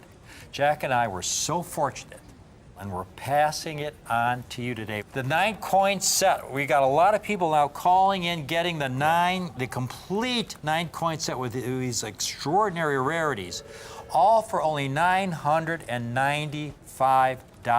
Yeah, that's a lot of bang for your buck right there. It's incredible. And this is the key to it, because the easiest thing for Jack and I to do would be to just offer you 9 really common dates. Right, right. We're not doing that. If you're going to start collecting these coins, we want to give you a taste of the entire series. A couple common dates in the set, but then you're getting some scarce dates and some extremely scarce dates. Right. You're getting the entire package, the full range, for only $995. Again, as we showed the viewers earlier, there's some dates like that 96.0 and MS6263 is a $20,000, $30,000 coin.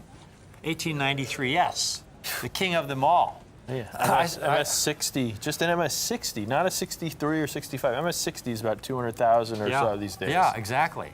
So these are the dates that have tremendous rarity, tremendous condition rarity, tremendous bang for your numismatic dollar. Again, when we got these coins out of the Great American Silver Dollar Hoard, to be able to get these key dates and to put them in a package for only $995. We've got a lot of people calling in on this. We have a limited number of these sets, I should add. We don't have that many because of the difficulty of the 8-tail feather, especially that one coin. There's a few coins, but this in particular, that one. Because not only is it extremely rare, but it's understandably a date that's in the highest demand because it is the first silver dollar design ever struck. Again, March 11th, 1878, at 3:17 p.m. at the Philadelphia Mint. That's when the 1878 8-tail feather was first struck, and they only struck them for a few weeks. 3 to 4 weeks, 749,000 examples. They discontinued the design because they decided that the eagle should not have 8 tail feathers. Right. It should have only 7 tail feathers. So they stopped production. We have to have Stop it with the presses. 7 tail feathers. So anyway, that's the story of the coin. And I'm looking at this one. Did this one have 7 tail feathers? I suppose. Good question. I suppose so. That's why the keeping with tradition. I guess that's what it was all about. That's the story, and this is what makes collecting these coins so much fun. I wish I counted the tail feathers now when I got to look at that coin in person. We've got a lot of folks calling in on this. We're going to have to close it out right here, Jack. Yeah. Because again, limited number of these sets. Exactly. I think we could talk about these coins all night, but like you said, there's only so many coins, so we're going to have to cut it off at some point. This has been a lot of fun. It has been. Oh boy, Jack. We want to thank you folks for watching. Jack and I will have more surprises around the corner. Keep tuning in to Rick's U.S. Coin Show, the Coin Guys, because you never know what Jack and I will come up with next. Thanks for watching.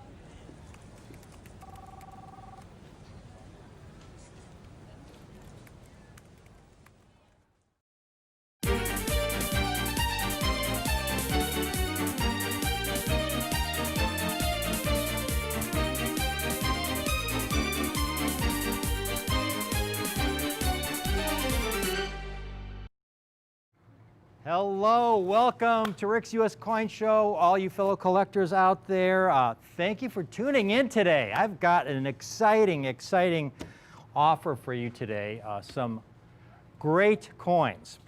These are silver coins, but they're just not ordinary silver coins, folks. I'm going to refer to these numismatic coins as super silver. They have extraordinary qualities that your regular bullion silver coins don't offer. And I'm going to explain it to you, demonstrate it to you, show you some charts, etc. in just a few minutes so you'll understand exactly what I'm talking about. Now, for you folks out there who love bullion, and love to buy bullion coins.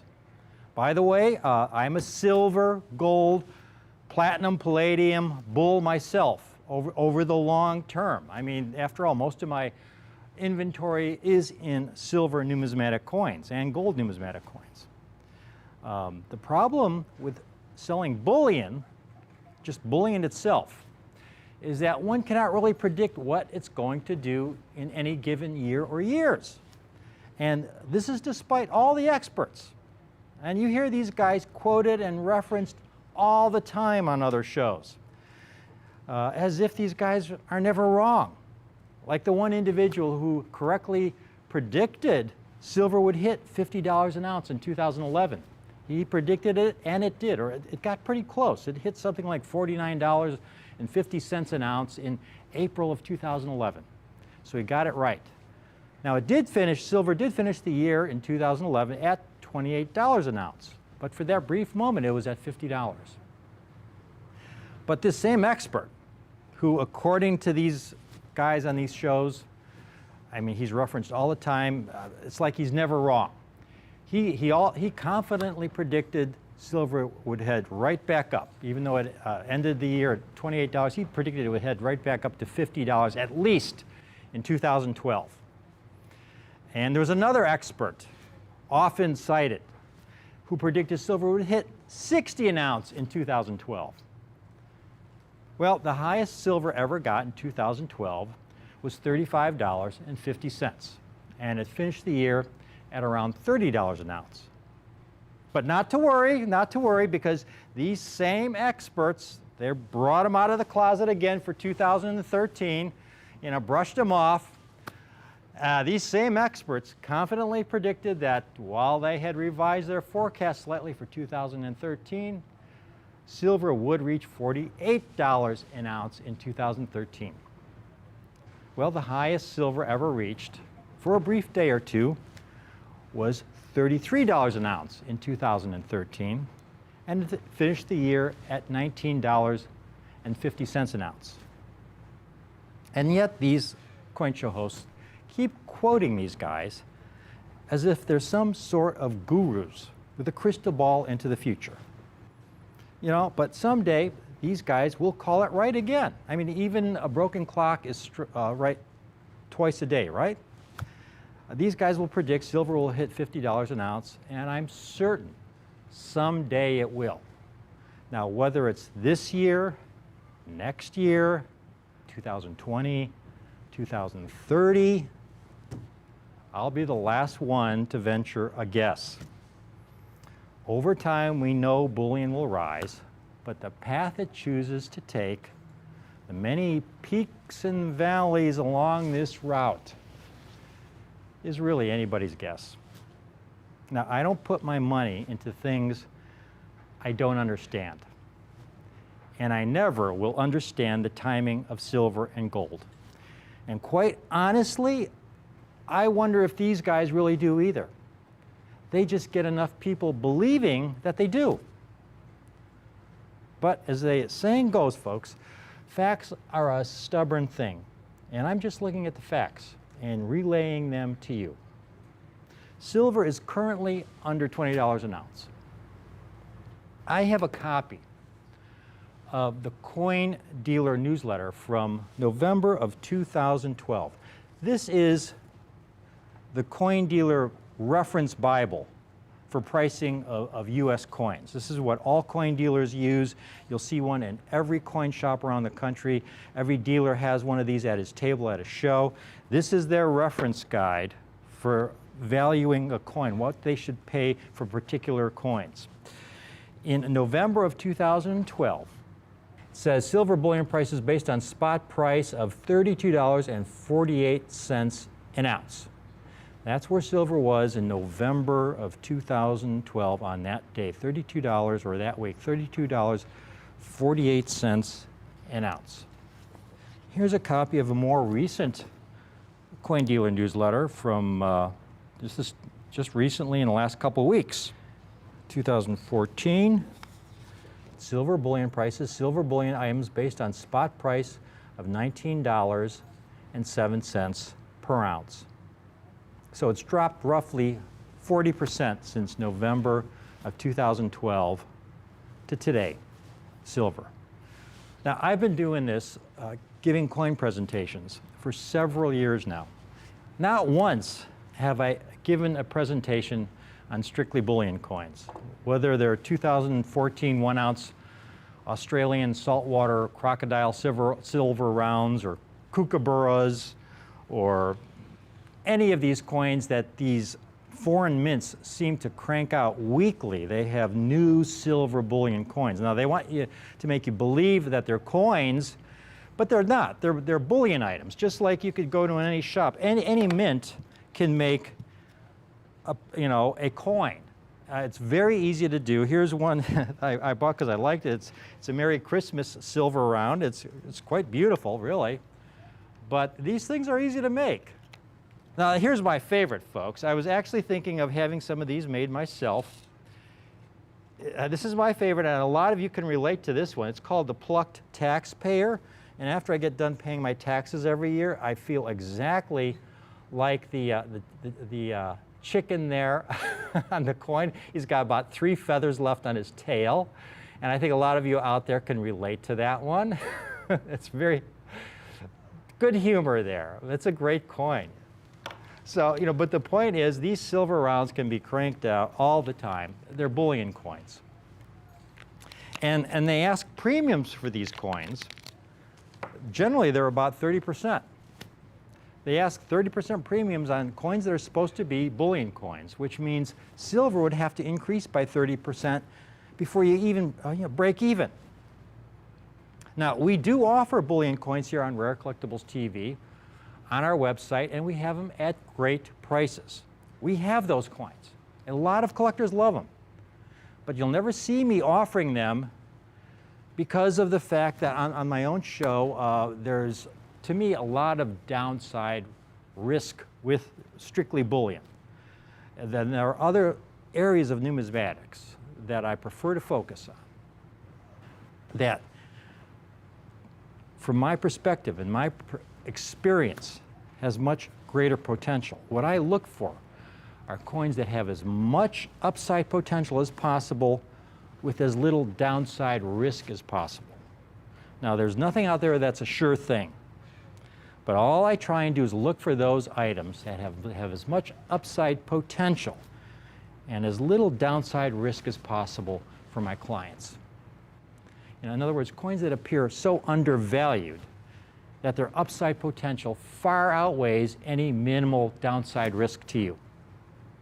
If you like bullion, I have a much better silver coin for you, and it's an actual coin. It's not just a bullion coin. It's a numismatic coin of rarity. It's not some modern mint product created to lure collectors to spend huge premiums on the silver melt value of the bullion coin itself. I'll give you just one more example.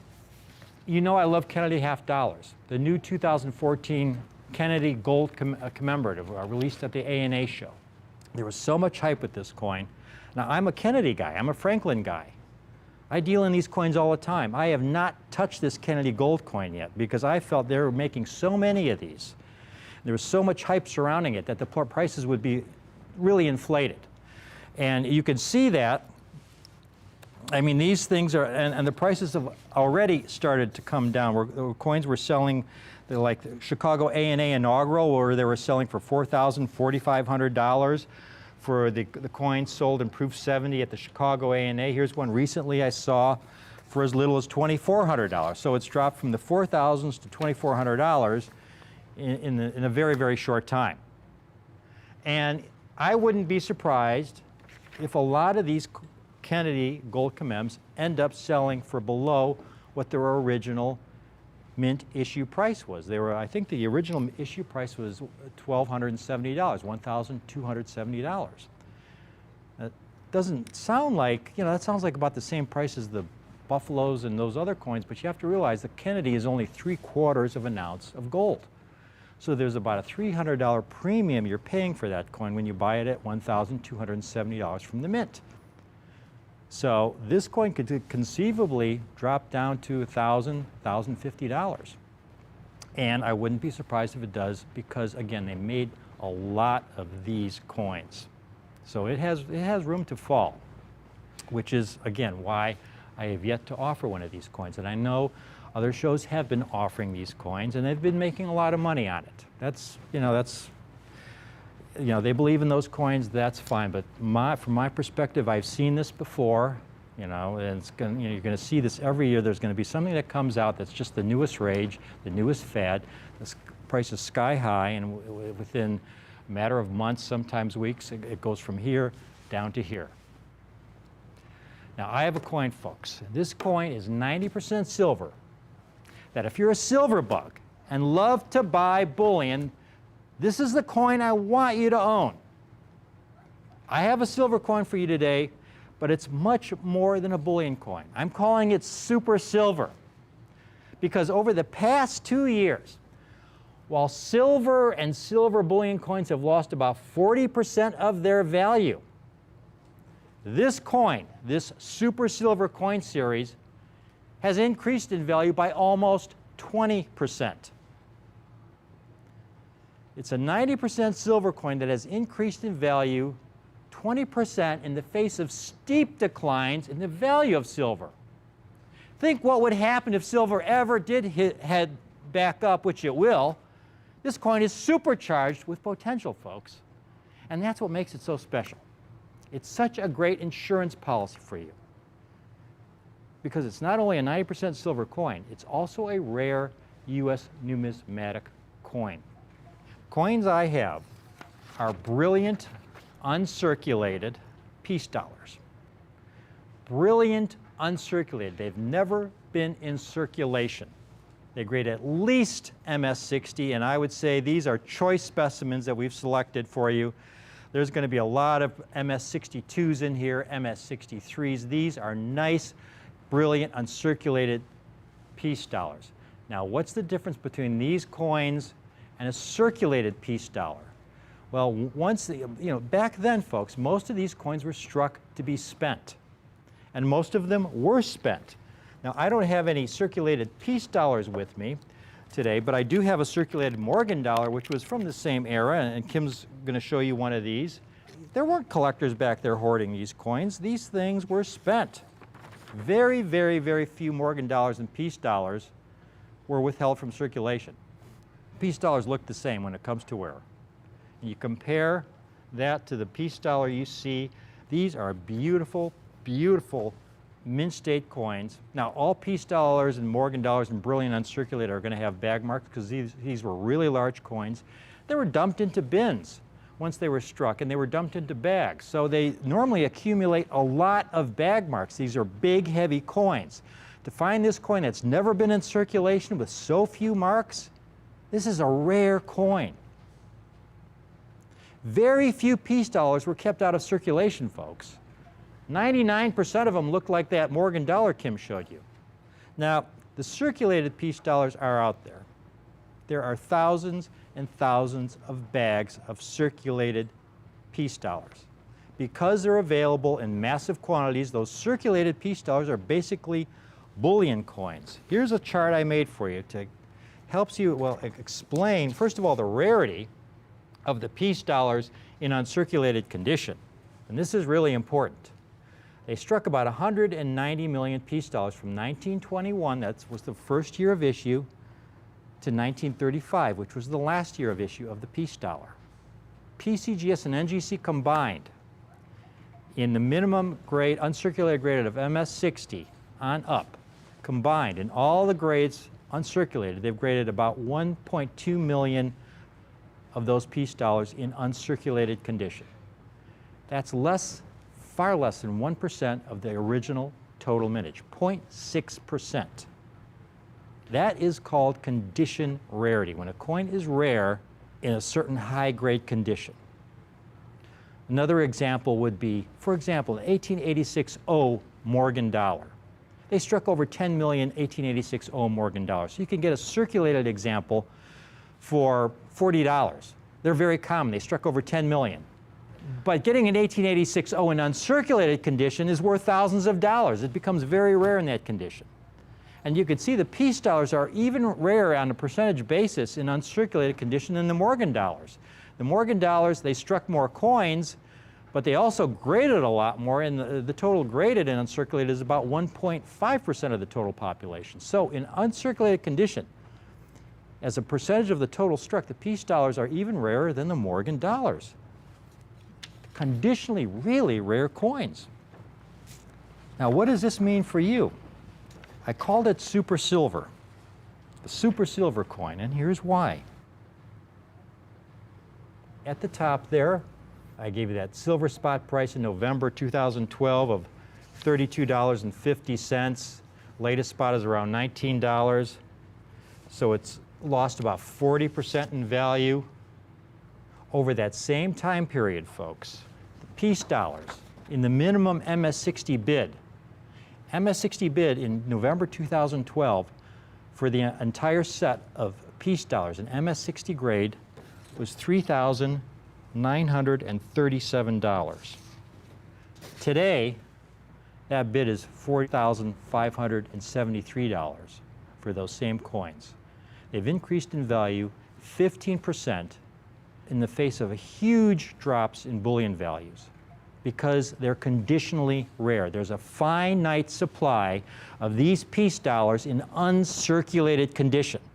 It's a very finite supply, and that supply is getting smaller by the month as astute collectors, rather than buying bullion rounds and all that other stuff, are putting their money in these uncirculated pieces that they know have a very limited supply of. And that's pushing the values up in the face of falling bullion prices. Again, if silver starts heading back up, folks, those coins are going to be supercharged. Supercharged. Now, let's get back to that chart because we didn't go to that last part of the chart here. This is really important. Circulated peace dollars, on the other hand, have gone the other way. Again, most peace dollars are circulated.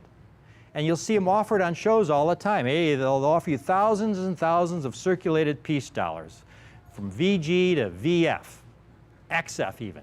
Doesn't make any difference. Once they're circulated, their value drops. Now, peace dollars in circulated condition haven't dropped as much as bullion. Bullion lost 40%. Even so, these peace dollars, they lost about 10% if they're circulated, versus appreciation of 15% for the uncirculated examples above. Now, these peace dollars in brilliant uncirculated condition are the coins you want to own. They were shipped out from the mint in bags. They have bag marks. The ones we select for you have a minimal amount of bag marks. Peace dollars are among the baggiest silver dollars, in fact. No peace dollar has ever been graded in MS69, folks. That'll give you an idea how baggy these coins usually come. There is a finite supply of these coins. The demand is far outstripping the supply, which is why they have continued to go up in value despite the steep drop in the price of silver. And they'll continue to increase in value for the simple reason, again, that astute collectors understand they offer tremendous eye appeal, quality, and rarity in a near 100-year-old coin that's 90% silver. And these, for the silly, really silly low price of under $100 a coin, when you think about it, a silver dollar in brilliant uncirculated condition, 90% silver for under $100 a coin. A coin that's, some of these are almost 100 years old. That's a crazy low price. At $100 a coin, folks, these would be a bargain. And the time will come, I predict sooner than later, when these BU peace dollars will be $200 a coin, $300 a coin, regardless of what silver does, because of what these are. These are numismatic rarities. They have condition rarity. If silver ever does go on a tear and hits $50 an ounce again, these coins are going to go wild.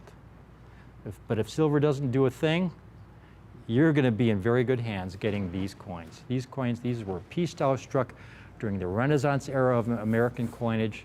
They were among the most beautiful coins ever struck. And we just bought almost 3 bags of beautiful, brilliant, uncirculated peace dollars. 1922p, 1923p, 1924p, 25p, and even a few 26ps. Now I'm going to show you the mintages on these, or Kim's going to show you this to you. This is really important. Here's what we're going to offer you. You can see, though, these are the original mintages, not the numbers that have survived in brilliant uncirculated condition. Again, in brilliant uncirculated condition, you're talking less than 1% of those numbers. 22p struck 51 million coins, 23p 30 million, 24p 11 million, 25p 10 million, 26p not even 2 million coins. And less than 1% have survived in brilliant uncirculated condition. I mean, these were hand-selected.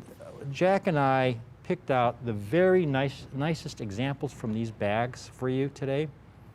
And we've got them at a price. Look at this, 22p. When you get a coin with the cheek that clean and feels that clean, that is so difficult to find on a coin this big. I remember, again, these were manhandled, dumped into bins. It's not like the mint today, where when they make American Silver Eagles, the coins are individually handled. They don't dump them into bins. You don't see a lot of abrasions on modern mint state Silver Eagles. These coins are extraordinary. They are choice BU specimens. You'd think they'd be at least $100 a coin. You get 10 coins. You're going to get 8 1922p, mix of 22ps and 23ps. Call in now, because these are going to go very fast. We started with just about 3 bags. We went through there. We didn't come out with 3 bags because we kicked out a lot of coins to give you the nicest specimens. 10 coins, you're going to get 8 22ps and or 23ps, and you're going to get a 24p. While we have them, there's a 24p. Look at that, beautiful luster, full strike, extremely clean, a gorgeous coin, and you're going to get 125p, which is actually even a little tougher than the 24p. And it's not going to be $1,000. It's not going to be $990. That would be $99 a coin. $790 would be $79 a coin. Now, $595 would be a great price. If you'd like the 10 coin Super Silver Peace Dollar half roll in superb, brilliant, uncirculated condition, you can have all 10 coins, folks, for only $529. Call in now if you want the 10 coin half roll, but if you want to get the 20 coin roll, well, you call in now anyway for the 20 coin roll, because it's an even better deal, because not only are you going to get a 24p and a 25p, but you're going to get the rarest coin in there. You're going to get a 26p. A mintage, over only 1.9 million total mintage. How few have survived in brilliant uncirculated? Look at that coin. It's stunning. And all 20 coins in superb, brilliant, uncirculated condition is only $1,095. This is a deal of a lifetime if you want to put away some numismatic silver coins. If you are a silver bug, if you are a gold bug, this is where to put your money. If you are a numismatic guy that just wants to put together some beautiful, brilliant Morgan dollars or Peace dollars, this is the time to do it.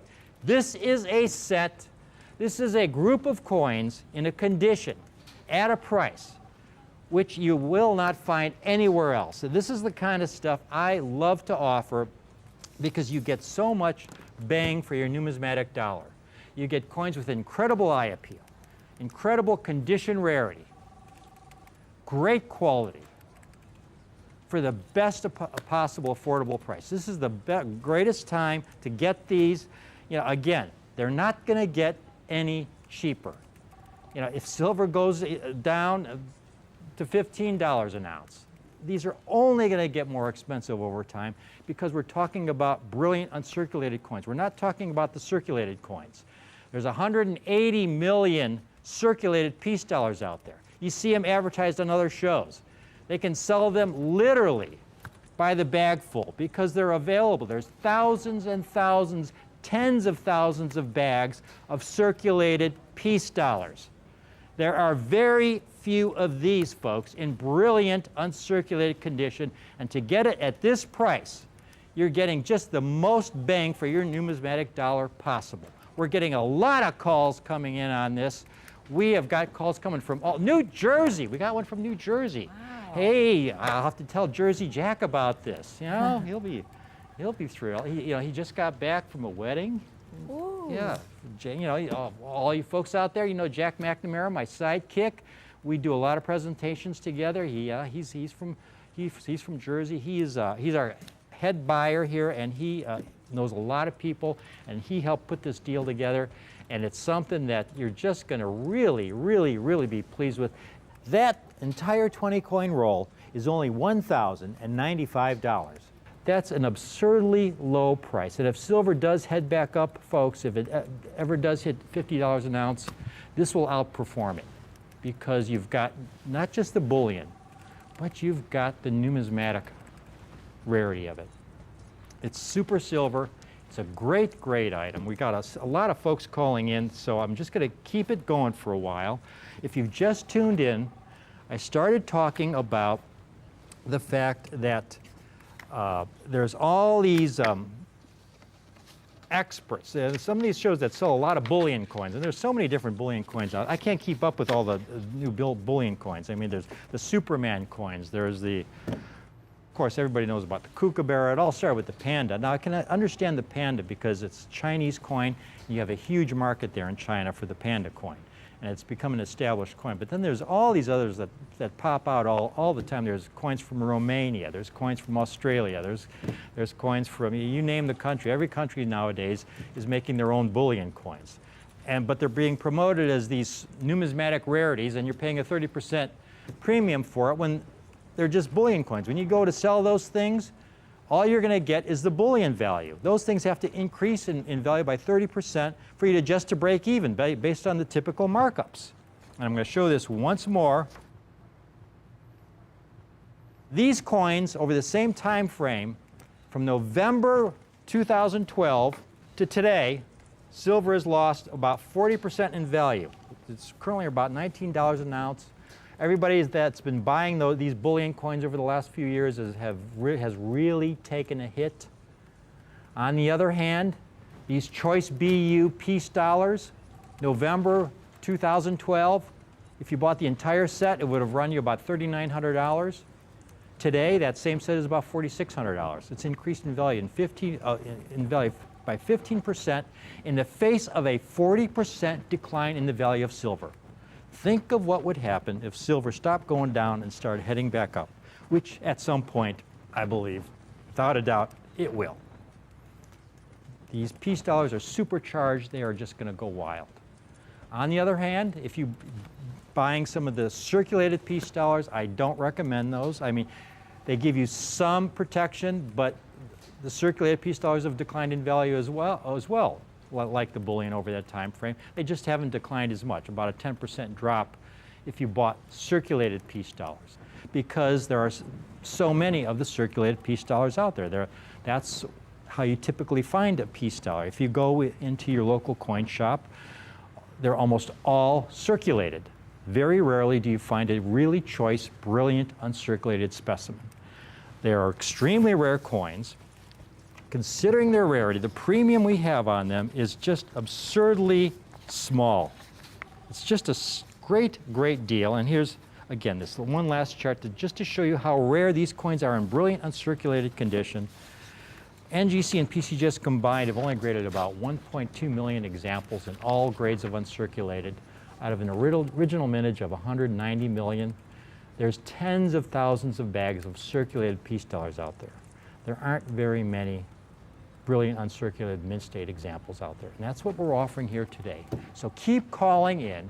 Keep calling in while we have these. When these run out, I'm not sure what the new price will be, because Jack just got really lucky on this deal to be able to offer these dates, these coins at this price, while also being able to offer you a 24p in there, 25p, and this 26p. Look at the mintage of the 26p. This is the mintage. This is not the number graded in brilliant. This is the total mintage, 1.9 million coins back in 1926, folks. Now, in 1926, there weren't very many people who were collecting coins. And certainly, not many people could put away $1. That could have been a day's work for a lot of people in 1926. These coins were spent. Very, very few have survived in brilliant uncirculated condition. If you get the 20 coin roll, it's such a great coin to have, a 1926p in brilliant uncirculated condition. Someday, folks, this coin alone will be worth the cost of the roll. $1,095 for the 20 coin roll, this coin alone. Look at this, beautiful, stunning example. Obverse and reverse, great luster, full strike. It's all there for you.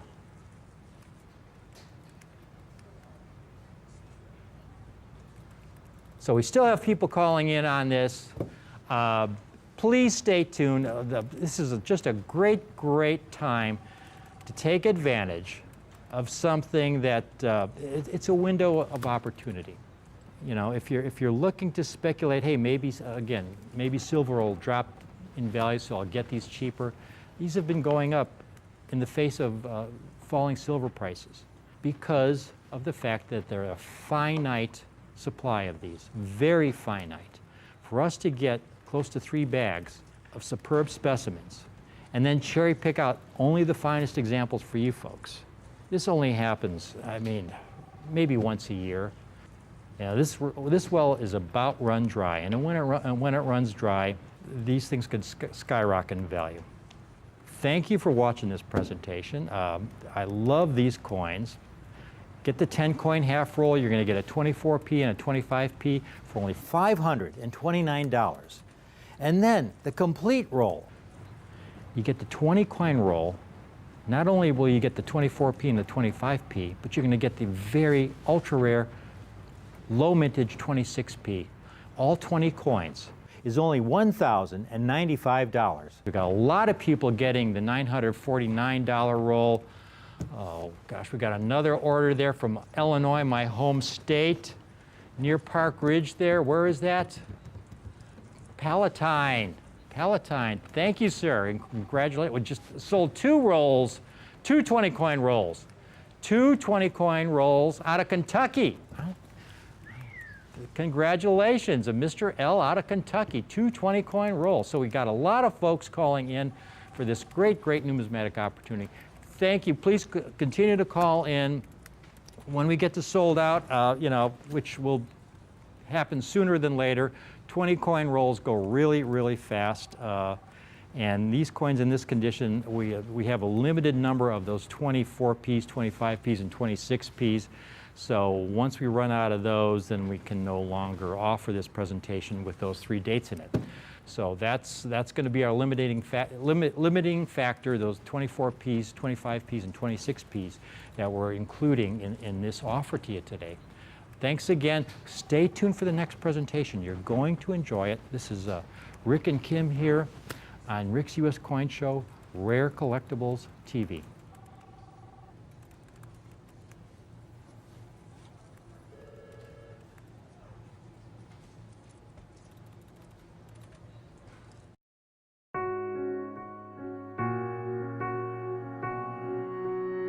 From day one, I have lived by a real simple mission statement. It's a mission statement that I share with every employee who comes to work at Rare Collectibles TV. It's what we are all about. It's what our DNA is. It's real simple. It's that our service is providing the perfect coin for you. It's telling you, letting you know that we understand that coin collecting is a very personal experience and that we share your goal as fellow numismatic archaeologists to make the collecting experience as pleasurable and fun as possible for you. Thank you for these few minutes.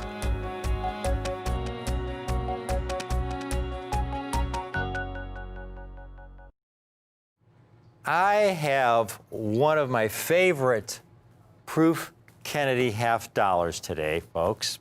It's a 1-year type coin. It was actually struck for 2 years, but it was only one design. It's unique in the United States coinage because it has a dual date design. It's also unique because the reverse was actually designed by a private citizen in a competition held by the Mint. and they pick